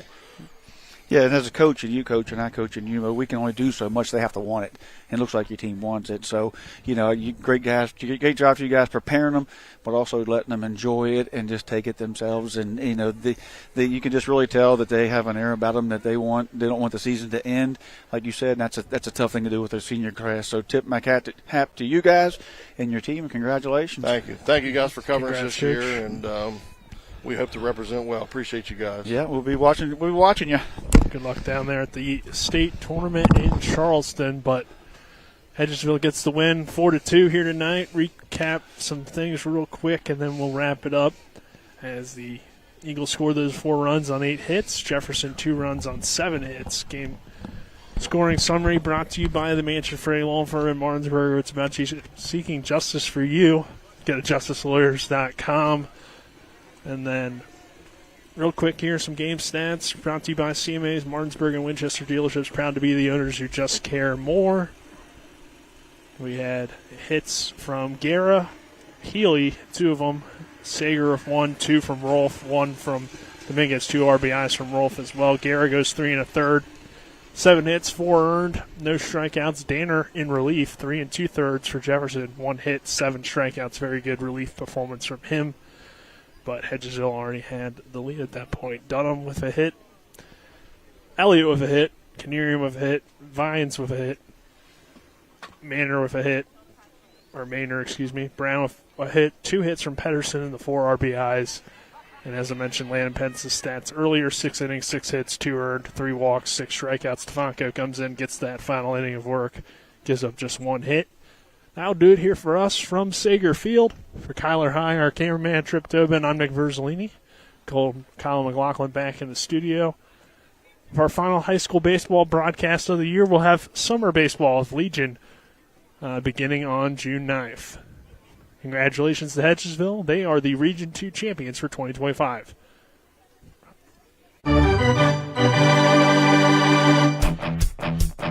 You've been listening to West Virginia High School Baseball. Today's game broadcast has been brought to you by Trips Flooring, Parsons Ford of Martinsburg, Burke Schultz Herman and Jenkinson Personal Injury Attorneys, Farmers and Mechanics Insurance Companies, the Larry DeMarco Team at Century 21 Modern Realty Results, Cody's Auto Body, Hagerstown Ford, Brown's Funeral Home and Cremations Robert Fields & Sons, the Mansion Ferretti Law Firm, Floor Pools, Smallwood and Small Insurance, CMA Martinsburg and Winchester Dealerships, Skinner Accident and Injury Lawyers, The Palace Lounge, WVU Medicine Berkeley and Jefferson Medical Centers, the Murius Group Ameriprise Financial Services LLC, and the Berkeley County Health Department. For the continued excitement of high school, college, and Major League Baseball, keep it tuned to FM 106.5, AM 740, Comcast Cable Channel 10, and online talk radio WRNR.com. All rights reserved.